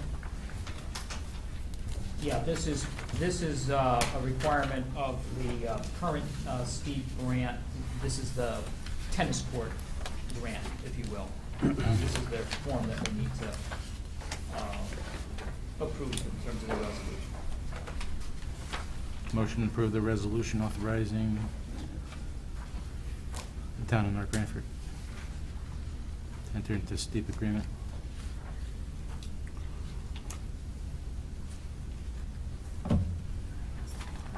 Somebody want to make that motion? I make a motion to approve the resolution as stated in our packet. Second. Mayor Duty, Yes. Deputy Mayor Fawnin, Yes. Councilor Angeloni. Yes. Councilor Arman, Yes. Councilor Candelara. Yes. Councilor Diamond. Yes. Councilor Nana. Yes. Councilor Miller. Yes. Councilor Rose. Yes. Next is approval to waive insurance deductible for fire company number 3. It's a $5,000 deductible. I move to authorize the town manager to pay the $5,000 deductible to Company 3 for the claim that occurred on March 8th, 2015. Second that. And here's why I do this. Yeah.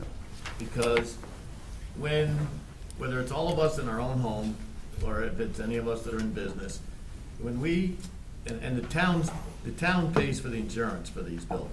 So when you are the owner of the insurance and you choose a deductible on it, you're the one saving the money, not your tenants.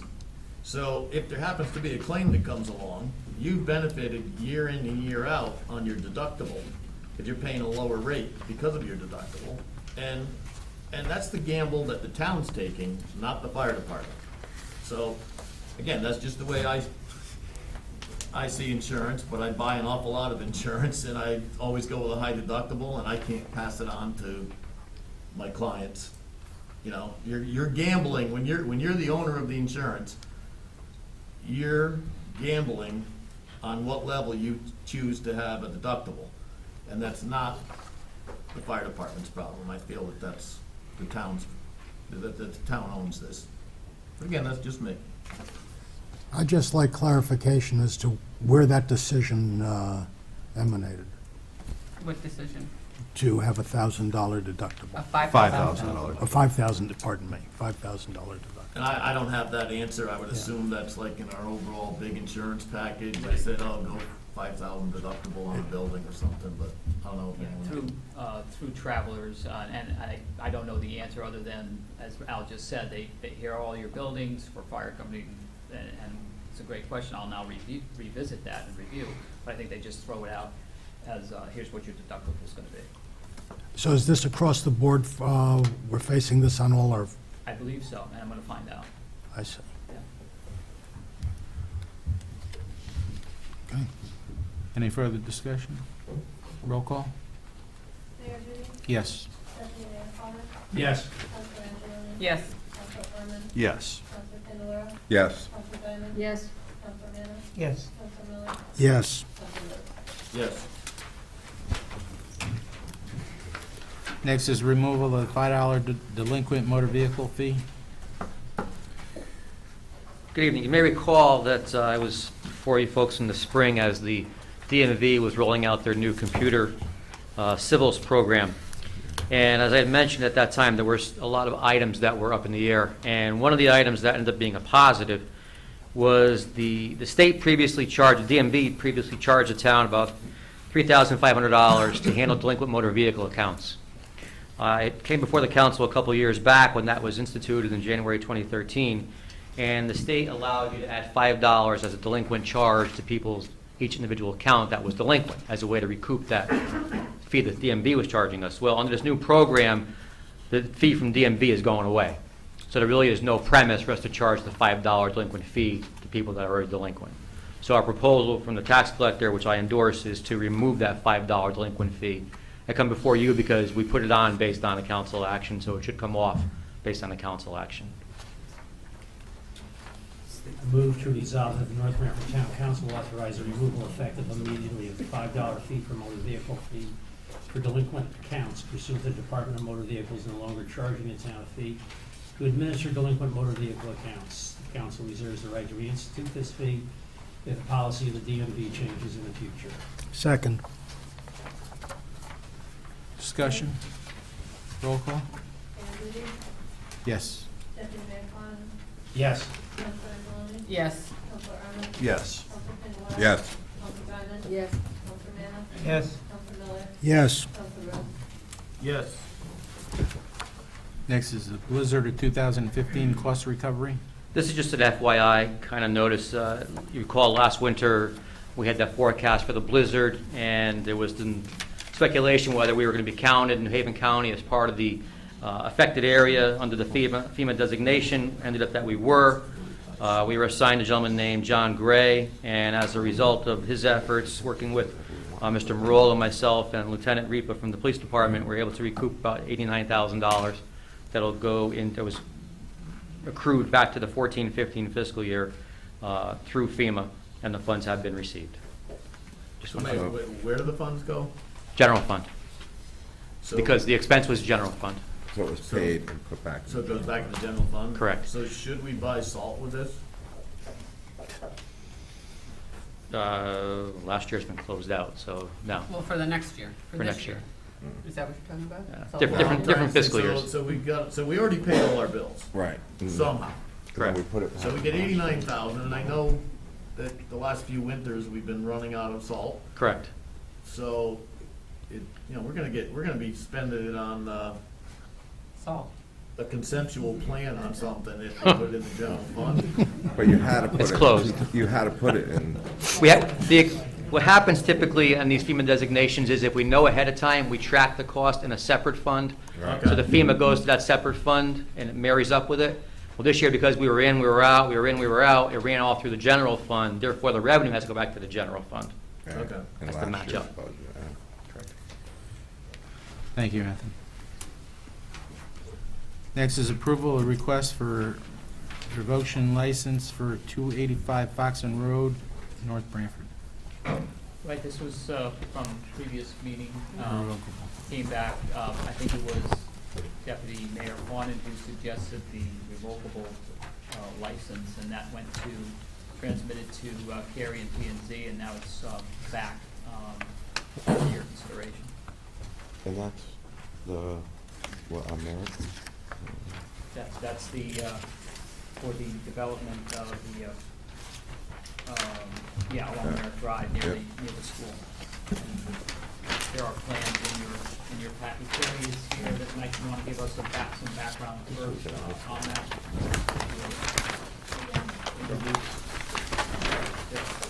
Carrie DePez, Town Planner. Remember at the October meeting, this matter was referred through 824 to Planning and Zoning. There's a memo in your packet as well from Planning and Zoning stating that they had no issue with the concept of a revocable license. They did defer to the town engineer and the DPW director for comments on the proposed plan. The property owner and applicant's attorney is also here to answer any specific questions you may have. I'll just interject one thing, because Tremorall and I had comments on the overall layout. I mean, I think the bigger question before you now, right now, is would you consider an easement or license agreement to allow parking within the town right of way? Not directly on the paved portion of Merritt Drive, but where there historically have been some a paved portion where 285 Foxton Road is. Some of that have been paved, and they were utilizing town property. This came up during the site plan review process, the survey located, well, that's town property. And according to regulations, you can't utilize that for your parking area. So really, the bigger question is, would the town consider that? My opinion is it has to be revised a little bit, the layout. It certainly doesn't, I mean, there's some considerations that, Fran has in terms of snow plowing, where you put snow shelf in there. It's just, the overall layout would have to probably be modified a little bit. But I really think, at this point in time, it's the bigger question. If the council would consider, would they consider granting a license agreement to allow some of the parking area to be on a town portion of the right. Has this been paved already, Kurt? Pardon? Has this all been paved already? It's paved. There's an approved plan that, before planning and zoning, where everything's on their property and they have some angled parking in there. This is, I think they paved it pretty much in accordance with that plan and made modifications, which, again, in order to occupy it in the immediate, they have to go according to the approved plan. They have no license agreement. You can't do it like this unless the council has granted to them. So, I guess for the town attorney, what would be our liability for the town, if it's a town? again, if you were in favor of the concept, my recommendation would be pull the layout so it meets, there's some considerations that Fran and I have to make sure that there's not a snow shelf and all, and to improve the layout. That would have to come back to you in some detail. The actual where the parking would be on here. So, my feeling would be less than what's shown there. But again, it's a consideration. So I'll start this off. So I'm against this, and the main reason I'm against it is, number one, the precedent that it sets. Number two, if it was a new development or a new road, you would, and you didn't own this land, you would be turned down in planning and zoning. And also, Carrie came before us and said they don't need this. They can get all their parking and operate without this. So I don't know why we would try to reinvent the wheel when they don't need it. And, you're taken out of a right-of-way that goes to an elementary school. To me, and I would much rather see this as a big berm between the, where cars are parking and stuff, instead of being right there where there's all the little kids. But again, that's just me. Why don't we hear from the applicant? Brian, is there a problem or isn't there? Well, it's an accurate description that that all the parking can be located on the site. The genesis of this came through conversations to improve the circulation with the site, because in order to have all the parking on the site, what happens is you end up with a one-way travel lane which pushes traffic out onto Foxen Boulevard instead of a two-way, which would allow it to come out onto Merrick. And so from a planning standpoint, it was a better approach, even though there was a plan that was approved. And historically, this doesn't change anything that exists. If you look at the plan that you have in front of you, you see that there's an island there along Merrick, That island's existing, and the parking historically has just gone up to that island. Now, that island obviously is within the right-of-way, but it's not within the paved portion of the roadway, the travel lane of the roadway in any respect. And you know, Joe, you know, as I know, those things are not atypical or uncommon to have in communities where parking encroaches. So we have it right on, I was town attorney in Orange for years, and we have those situations that exist right along the Boston Post Road in Orange where parking encroaches within the right-of-way. So it's not an unusual situation. It got discovered because there was a plan to redevelop this particular piece of property. So where you see that parking located in that little hatched triangle, which is part of the right-of-way, you can see that it's behind what is now an existing island, which is in front of the travel portion of the roadway. So nothing here is per se changing from what's existing and what has existed historically on this site.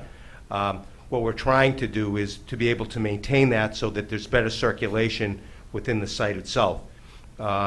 And that, I wasn't part of those discussions. I'm actually pitch hitting for one of my partners, but I believe that your planner can maybe speak to that even better than I can.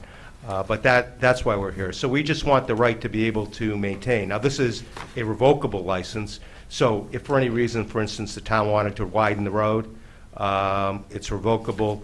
The terms of the agreement were negotiated with prior town attorney. Obviously, if I would expect, and if it were me, I would want to take a look at it, and any approval would be, I assume, would be conditioned upon approval of the language from the town attorney, by the town attorney. But that's the reason why we're here. So it's not like we're trying to create or do something that's new or different than what exists now. Thank you. Any questions, I'll be happy to answer them. Kurt, did you have a recommendation? I was about to ask you that when you said that. I would tweak it. Attorney Stone was correct in terms of what they're proposing would give better circulation from the front to the back and out to Merritt Drive and to Foxton Road. Okay, that's the intent. That's really what they gain by it. If we eliminate this license, does that preclude them from exiting or entering onto Merritt Drive? They actually come from Foxton Road, there's an arrow into, so they come out onto Merritt Drive more. But they can't go back and forth parallel to Merritt Drive. They can't go from the back parking lot to the front parking lot. They can't have They can two-way only go one traffic. direction. Right, One- okay, they one- can't have one two-way. direction parking because it's angled parking. You can only really access it from Foxton Road, and that pushes up Merritt Drive. That's one way in, Merritt one wants to way have out. two-way traffic, and that's why they wanted to do something much more parallel or perpendicular to Merritt Drive. So he strikingly says, I mean, it's not the greatest circulation. It has been approved by planning and zoning with annual parking, but better circulation would be if they had these, if they closed out a little bit on the Merritt Drive. Carrie, do you have a recommendation? I think just to reiterate what's already been said, I think that the traffic flow, having a two-way option does provide for access from both Merrick and Foxton Road more freely as opposed to people having to look for directional signs. So by giving them the ability to use the easement, it creates a better circulation. So that would be my recommendation. And then just one other thing to point out that's in your packet.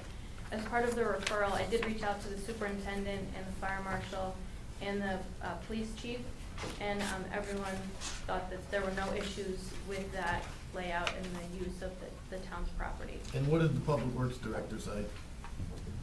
I'll let, it's in the memo. Yeah, So- wait a minute. Right, so I just wondered why you left him out. You didn't reach out to him? I did reach out to him. Okay. So, as is stated in the referral from Planning and Zoning on the 824 referral, the Planning and Zoning Commission was in favor of the idea, but they deferred to the town engineer and the Director of Public Works. Again, as Kurt mentioned, was concerned about the snow shelf. So, we deferred to them because that's their area of expertise. And the police department, they're in charge of the traffic authority. Did they kind of do a study or review it? They just had a basic comment letter there, just saying that they didn't see any issue with it. So Kurt, would you be, so is that what you're saying, that you would need to tweak this so that the snow plowing concerns, because see, here's the deal, now, or for all these years, people have been parking there, and it's like the side of the road. You enter into a license agreement, we're giving them permission to park there, and then, as the Public Works Director's concerns are here, you know, so then we start plowing snow, and then his, you know, those Mack snow fighters dump a whole bunch of snow on top of people's cars that we gave permission to park there. Again, if I might just reiterate, that is exactly the way it is right now, and it's operating. Exactly, we haven't given permission and nobody knew about this, so it's not exactly the way it is. They're just parking there on the side of the road now. Well, it's not on the side of the And now road, it's in front of the before us, and island. you're looking for the town to buy into this and own part of the parking lot. Okay, you don't need to explain to me what it was and what it is now. Okay, but I'm Okay? just, All right.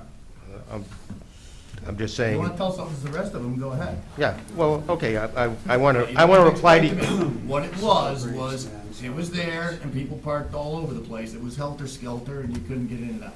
So, in looking to improve it, you're asking the town to own and recognize that they own part of your parking lot. And then we've got the Public Works Director saying that when there's a snow event, now we've given people permission to park there, and now we're gonna plow a whole bunch of snow on top of their cars. And we gave them permission to park there. So my question for one of the town attorneys is, what's the insurance that they carry? Is the town named on the insurance? You know, I'm not a lawyer, but, you know, who's insured now? We're given permission for a business to park on the town's property, so is the town, and is that in a legal agreement that the town is also named and covered for anything and everything that happens for their people while they're parking on the town's land? I mean, did anyone look at this, or do you not have to look at this? Well, before I could agree with it, I'd have to see how big a snow shelf Fran would need and what it'd look like in a plan to come back to us. And in terms of the layout, I mean, my comment was, it definitely would have to be tweaked from what's shown there. I mean, Fran has concerns, I had recommendations in terms of trying to make an improvement. Again, my bigger issue would be if there's a consensus that this is something to consider, I would have to work with the applicant's engineer. Fran and I give them some comments, try to get the layout revised to something that would appear to be acceptable for the snow plowing purposes. And then the legalese, that would have to be looked at by the town attorney in terms of Would there be what is covered and what is. Would there be an annual compensation for the use of the town land? I'm going to defer to the town attorney and town council on that. Let's be cognizant of the fact that we are trying to get business to come into this town. This is somebody who came here, tore down an old, I don't want to call it an eyesore, but an elderly building. They put in a brand new structure. They're creating a new business in town. And I don't want to take on any liability. I don't want to give up town land. I want to be sure that we are protected in the event of a storm event. But I do want to accommodate a new business to the town of North Branford. So I think we can approve this, recognizing that the value to the town is a new business that's going to pay taxes, hire some people, and provide a service to the residents of the town. We do that subject to the approval of the town attorney and the public works director and Kurt, getting their concerns addressed, either in terms of insurance, ability to remove snow, or whatever else it is. And let's encourage the business to start to open up and to thrive, please. I agree with that, Joe, but you know what? You have to see it before we could agree on it. See, Joe, did you read this? Did you read the Public Work Directors? Did you read that bottom paragraph? So, first of all, shame on planning and zoning for not addressing that and just ignoring it and approving it. You got the Public Works Director saying he'd prefer a larger snow shelf, and they just approve it? But I still think Fran can be accommodated. That's correct, but not with the plan before us tonight. That's And what it's gotta Kurt, change. that's what Kurt and him just said. But- So what are we voting on then tonight? A concept? My feeling is we can vote on the concept of granting a revocable license, subject to the input of the town attorney, the town engineer, and the public works director, and addressing and meeting their concerns. If they're not met, they don't get it. But if you guys wanna put it off and have it come back again, fine, obviously I'll go along with that. Can I say something in regards to snow shelf? Yeah, where'd that come from? Yes, sir. I'm the property owner, Albert Facilio. Can you step up, though? The property's at the beginning of the corner. When the plow comes around the corner, there's no buildup of snow, because it's right at the corner. So you're not gonna have a big snow shelf there. And if I don't have the two-way traffic, you're forcing people to park on Merrimack. They're gonna park on the road. There's gonna be a parking issue in the parking lot, and you're putting them out on the street. Nobody's arguing, there's a parking issue over there. And There just has with the been snow shelf, for people years. keep talking about this, it's at the beginning of the road. You come around the turn, there's no big load on the shovel. That's it. Thank you.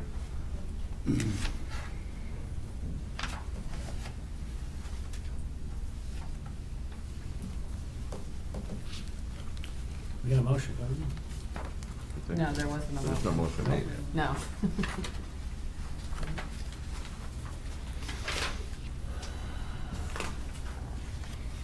I didn't see a motion.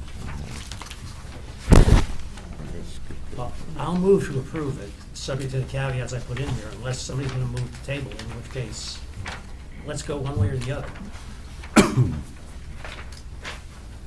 It's revocable. So if they don't fulfill their obligations, then it's revocable. See if Joe's motion have a second? I second it. Oh, you did? Okay. So what were your, so how are we addressing the insurance? We don't know. It's gonna be up to Pat. He's gonna have to work that out with Brian's office. I would think that could be done. So they would just go at whatever they come up with, they would just go ahead with it without us seeing it again? Is that how that would work? I'll do whatever you want. I'm trying to move business along and. No, I was just wondering if we would see what the We can see it final after the result fact, or is. you can table this and bring it back and see it right from the get-go again, if that's what you choose. I don't think this is such a complex issue that I want to hold up a business. I want the guy open, doing business. I respect your opinion, Joe, I always have. Having said that, I'm gonna move to table it. I just feel there's way too many variables on the table tonight. You know, we're looking to change the map that's in front of us. You know, we don't know how it's gonna be insured, and again, when it was helter-skelter, nobody knew anything, the town hadn't given any permission. Now the town's gonna give permission for a business to park on its property. And it's in an area where, you know, there could be some issues or some insurance claims. Excuse me, So- Mr. Basilia, when were you planning on opening? Wednesday? And is this gonna encumber you opening up Wednesday, this issue? Yes. No CO? Because, Just to throw in there, in order to open and get a certificate of zoning compliance, this would have to go back, they have an approved plan from P&Z, and that's what they can open up. And even that requires him to park only on his property. So They if will you have were to to go open back, on Wednesday. they'll have to be in compliance with the approved plan for planning and zoning. They will have to go back to planning and zoning for the amended map, because they're changing the circulation from what was approved. And they have- So what planning and zoning approved from them is the same number of parking spots that's on this map, they're just in a different They're different angle. locations, different configurations, right? But it's the Actually, same- I think it's 24 parking spaces. That's what's on here. Under a variance. So And that's how they're many are only- shown on here, on this plan. But it is a different circulation, so again, it's Right, it's one way in, one way out. out on what was approved. Yes. That's correct. Yes. Okay. I don't understand how that would prevent the business from opening up. Well, It wouldn't help them, but in order to comply with zoning, they have to approve. site I see plan. what you're I mean, saying. and believe me, we're very cognizant that there's a business, and there's time of weather, you know, and everything going on. And I don't want to hold them up from opening up over this Yeah, I issue. mean, we've had discussions, they could do some interim things in the meantime to comply with the planning and zoning approval, or the site plan as shown, to get it going, and in the meantime, work through the process in terms of getting a license agreement and get a revised site plan to do parking.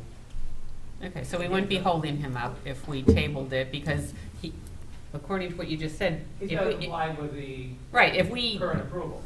exactly, so he can open up under that, as long as he complies with all The of that current stuff, which is approval, one right. way in, one way out, and everything else. That's correct. He can still open on Wednesday Right. on there, because whatever, if we voted on this and it was with all those stipulations, he would still have to go back to planning and zoning and get their approval for what we For approved, revised site plan. for the That's revised correct. site plan, Because they're making- which wouldn't happen by Wednesday anyway.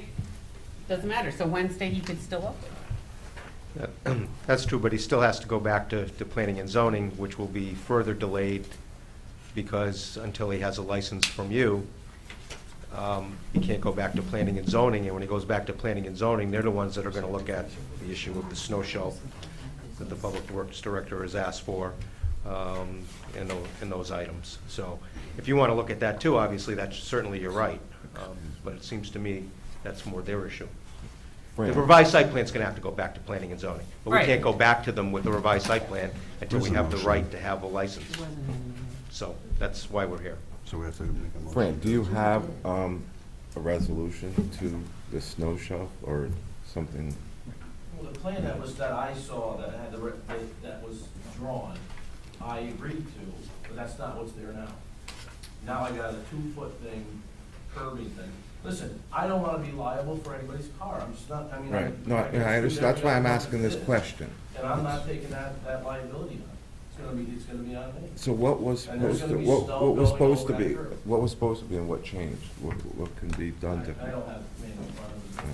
I thought this The was a curbing was driveway in anyway, farther it's not a than parking the- area. In toward the building. What do you need for a snow shelf? It was an 4 feet? angle.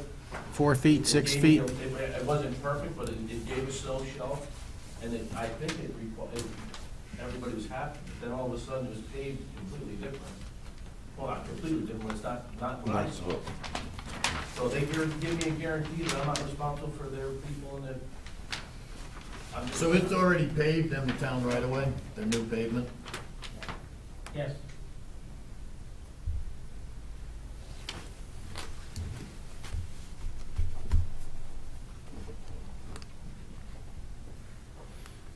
So in order to fix it, they would. Put a curb in there and leave the asphalt there and open on Wednesday.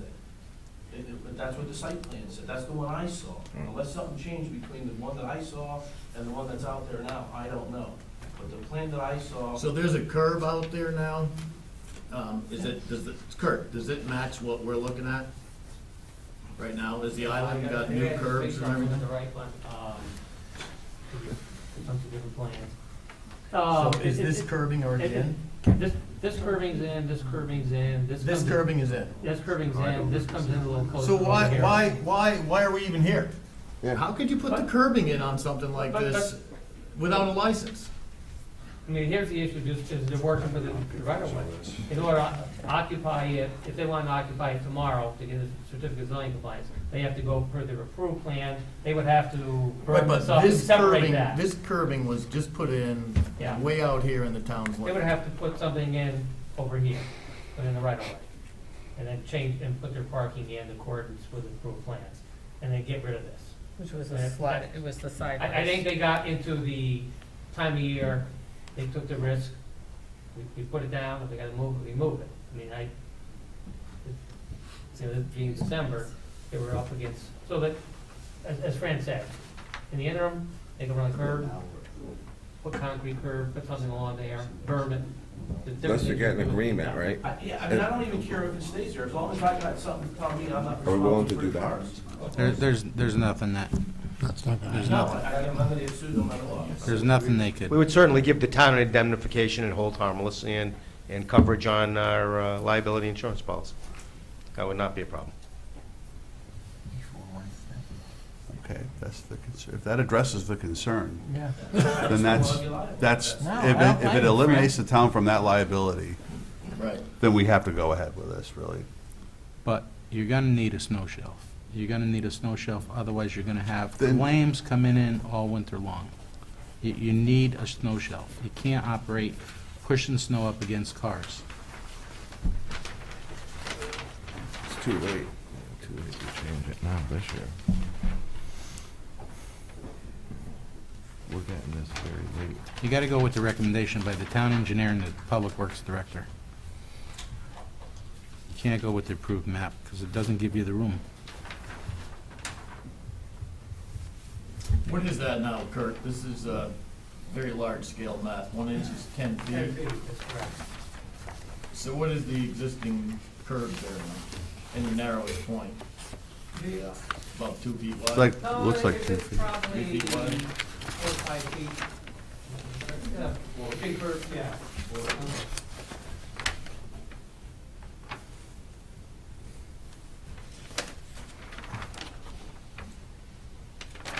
Fran, what do you need for a snow shelf width? On a 30 or 40-inch storm? Yes, you don't have enough there. And again, my biggest concern is that we're not liable for snow hitting cars that are parked here. And they're gonna be parked there the way it is right now. They're gonna be closer, they're gonna be 4 feet, and their snow is gonna hit the cars. And, Right. you know, and I'm not saying it's not with the curb out there, it's just that they're not on our property. You need 6 feet, you need 10 feet. Yeah, I mean, you know, So add a new curb further back. the Would plan reason- that I saw would have worked. Right. It was not, I can't, it's their property that they were parking on. Yeah, so it's the original plan that was approved by planning and Whatever zoning. one I saw, which I don't know which one it is. The thing But came on an angle from the telephone pole. Right, Would it so change- that would it had to be, ch- that had to be wider the than what original it one is that was now. approved. And then we just modify to allow ingress and egress, correct? Well, Widen that's that what up. this one does. That's what this one They is. still come With- out of Merritt Drive. Right. We're not stopping them from coming out of Merritt Drive. Right. And again, if I get a guarantee on the cars, so be it. I mean, some of the snow's gonna be in the parking lot at some point.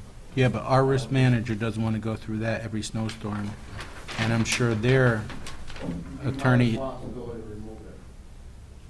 so you got to give us a width, or Kurt, a width of snow shelf that you need, that you could live with, so we Well, could it's set the only as curbing. big- It could only be as big as the town, that property of the owner.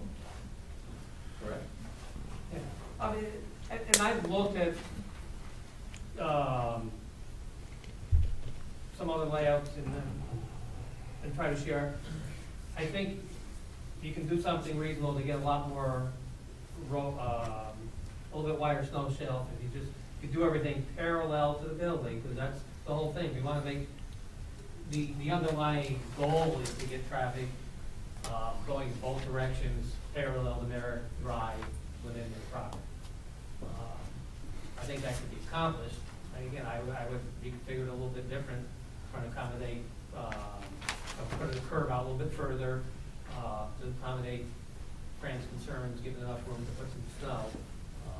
And I think that could pretty easily be accomplished and give them pretty much what they need. But I would reconfigure what was shown.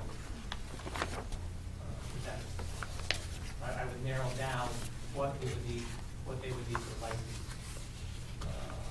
Agreement area, or the eastern area a little bit. And still probably be able to accomplish that. And that was my thought.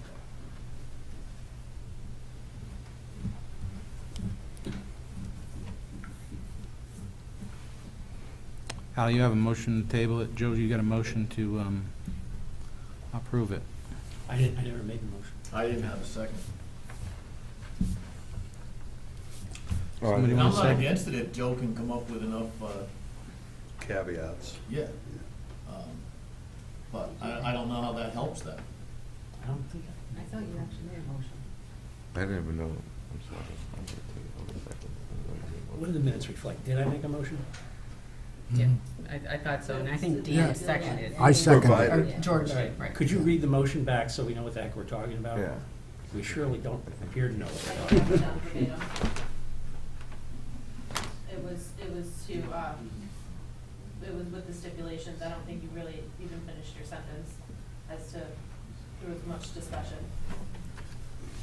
The stipulation. Right, the stipulation. Go to the videotape? So you want to make a new motion, Joe?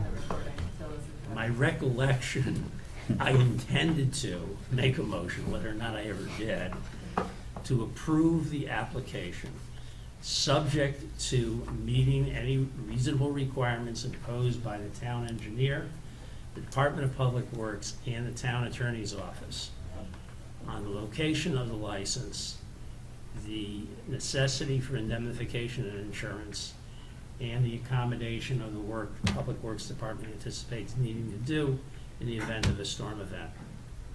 And the owner did say he would remove any snow. And he'd be willing to accommodate Fran and Kurt's recommendation as far as the setback. Well, he has to. He has to. It's going to be a regulation. And I will second that. Okay, now I made a motion. Yeah. Roll call. Mayor Regan, Yes. Deputy Mayor Coleman, Yes. Counselor Angeloni. Yes. Counselor Arman. Yes. Counselor Candelara. Yes. Counselor Diamond. Yes. Counselor Manna. Yes. Counselor Miller. Yes. Counselor Rose. Yes. So, you Right. still have to go to planning and That's a lot of zoning, caveats. correct? But now you have our, Yeah. right, okay.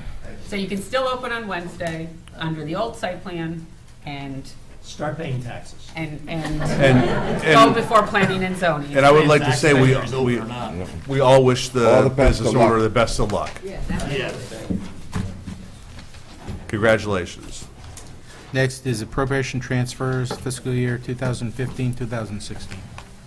I just want to note, unfortunately, the items K and L were inadvertently mislabeled, so I think you know the format, that this is actually the appropriation, and Anthony's report looks like this, so. Right. Just unfortunately, they were mislabeled. The appropriation transfer you have in front of you emanated out of the police department. As you see from the backup, and you may be aware, the police chief's car was involved in an accident. There's an insurance settlement that will be received. The car was totaled, and the police commission is looking to transfer funds that they have caused by a delay in hiring a replacement for Officer Nucolo with Officer Fitzgerald, and they have some savings involved, and they want to utilize that savings towards the purchase of the police replacement vehicle. I can't put my finger on it right now, but the way I read it, they already did it. Thank you. They didn't vote to They voted purchase the to- SUV. They voted to transfer the money to buy the SUV. That hasn't been purchased yet. Okay. And Anthony, will the insurance money cover? Negative. The insurance money is like 16 change. And they need the 22 They transfer to get to the balance, to get to the SUV with the It was license tire. 33, wasn't it, with the lights, I believe so. 29,739. plus lights? Yeah. 29 plus Completed with the- 2,700. So 31, 32, whatever it is, and then the difference, the shortfall they're making up by the transfer of the surplus funds at their proposal.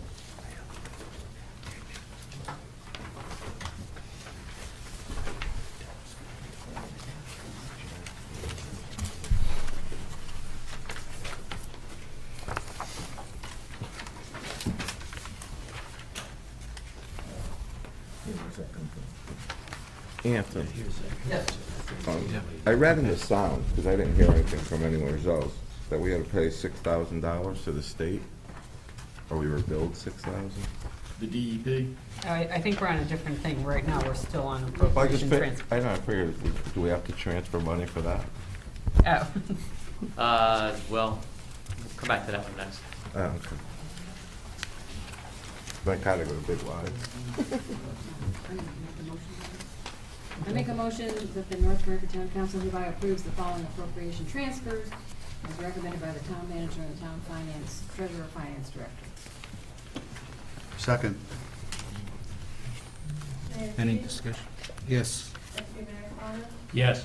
Councilor Angeloni, Yes. Councilor Arman, Yes. Councilor Candelara. Yes. Councilor Donovan. Yes. Councilor Nana. Yes. Councilor Miller. Yes. Councilor Rose. Yes.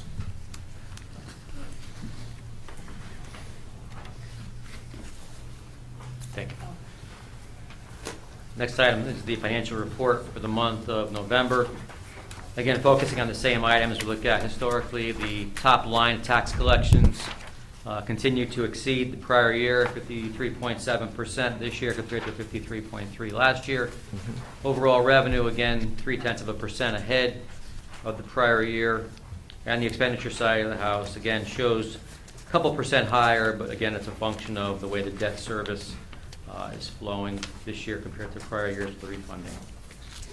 The operating transfer, again, remains over-expended, but it's on paper only. It's a function of the risk corridor funding. So basically, the report remains unremarkable. If anybody has any comments or questions, I'd be happy to address them. Addressing the concern that Anthony mentioned, what we're doing in the meantime for those bills is we are charging them to the wetlands other contractual account. And once they are finalized, we'll take it out of contingency. We don't have a firm number yet. We don't know what the firm number is. Negative. We just have one bill so far. You're talking about the bill we got from the state for, The Yeah, wetlands. it was at the Sound. there was no itemization. Can we request that itemization? They just sent us a lump It's- sum and said, pay us, right? And in the article, it said they didn't do anything. They just sent that bill. So let's get the itemization Yeah. before it's paid. Or I'd like has to it see been what they're paid? charging us for. Okay. I don't think it's been paid yet. It's in the process, it hasn't been paid yet. The other thing in your packet for the appropriation summary is as Councilor Rose had requested, was a snapshot of the health insurance reserve through November 30th. And you see that at the end of November, we had roughly $1,025,000 sitting in the assets of that reserve. I also attached for your reference a sheet that was forwarded to me by Mr. Weiss that references a neighboring town of ours that saw that huge pot of money and chose to rate it, and now they have a hole.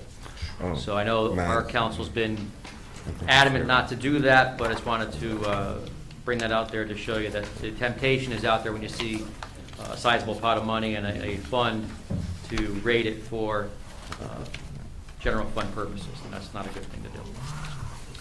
Two other things I want to broach quickly on you. An update on the collection agency. You know that we have turned over delinquent accounts to a collection agency, and to date, they've collected almost $11,000 of delinquent taxes for us, going back for 15 years, and they've found a few people going back to the 2000 grand list that they paid delinquent taxes on.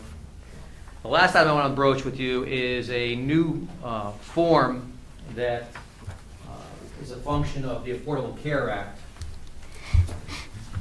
Take those down. If you recall when you did your taxes last year, the question was asked to you, did you have health insurance for the year? And you checked yes or no.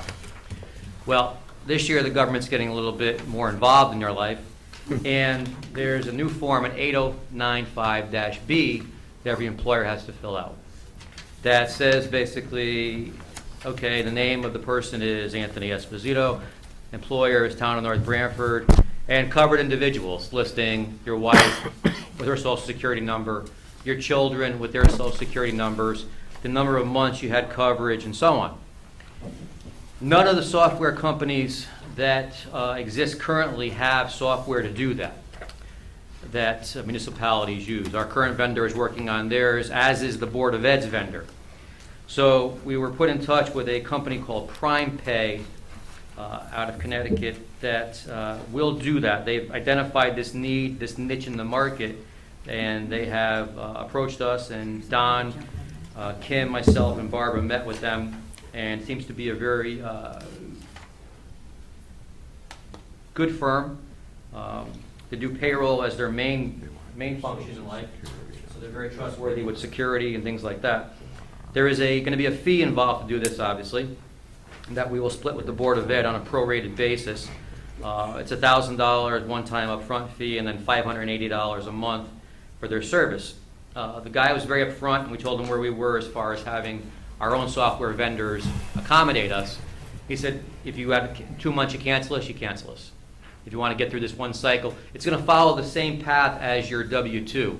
The employee has to have it by the end of January and into the feds by the end of January, I'm sorry, and then into the feds by the end of February. So nobody in the state has this internally to be able to do this, so they're scrambling to find people. We were able to find one guy who was, again, I just want to alert you that there's going to be some additional expense that was not budgeted this year. But our hope is that both our board, our software vendor, as well as the Board of Eds, will be able to accommodate us going forward. But for this 1 year, we have to farm it out to an outside company. So they're not sharing it on that nutmeg thing that we did No. statewide? No. This is a whole, I guess the concern or the thought process was that, like everything else in the Affordable Care Act, maybe it'll get pushed out, maybe it'll get delayed, like the Cadillac tax, things like that. Yeah. Well, we're at the 11th hour now, and it's not going to get postponed. So we have to perform this task. We're going to have a unique situation in our own town because we were fully insured for the first half of the year through Anthem. So all employees will get 2 of these forms, basically, one for the January to June 30th period and one from July 1st to December 31st. So to make things more confusing for people, not only are you going to get 1 form, you get 2 forms for all the town employees this year. Anthem will perform the first half of the year as part of their service, and the town's on the hook for the second half of the year. What's the cost of the software? Do you have an idea of the number? Our own software? Yeah. Well, we're hoping that they will factor it into their module, as it's a federal requirement like W-2s are and 1099s. They should make it part of their module going forward as part of a standard form that they can create, but has not happened as of yet. So again, this company is $1,000 one-time upfront cost, and then $580 a month for as long as we stay with them, and probably be 2 months. Yeah. And again, it'd be with us and the Board of Ed prorating the charge based on population. See, this is clear. This is one of the 10,000 things Nancy Pelosi was talking about, that if you don't pass it, you don't know what's in it. See, now we're finding out what's in it. Right. Al, I was thinking you were going to say something, but now I'm sure you were. It's a little bit late.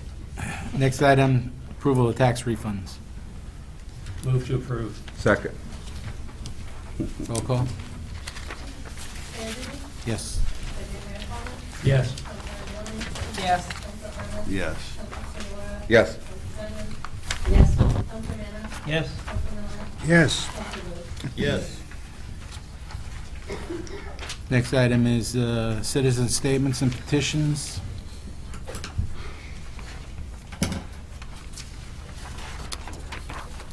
Seeing none, we'll go into executive session. First item under executive session. I need to. Got Oh, okay. All right. Well, first, I need to make a motion to amend the agenda to add item 15D under executive session, under Connecticut General Statute 1-206B, strategy and negotiations with respect to pending litigation. Second. Yes. Yes. Yes. Yes. Yes. Yes. Yes. Yes. Yes. I make a motion to go into executive session to include the town manager, town attorney. Yeah, well, I'd also suggest that we start with the pension item first, because Attorney Ryan is here. Okay, Attorney Ryan. You need finance director? Okay. Second. Roll call? Mayor Duty, Yes. Deputy Mayor Coleman.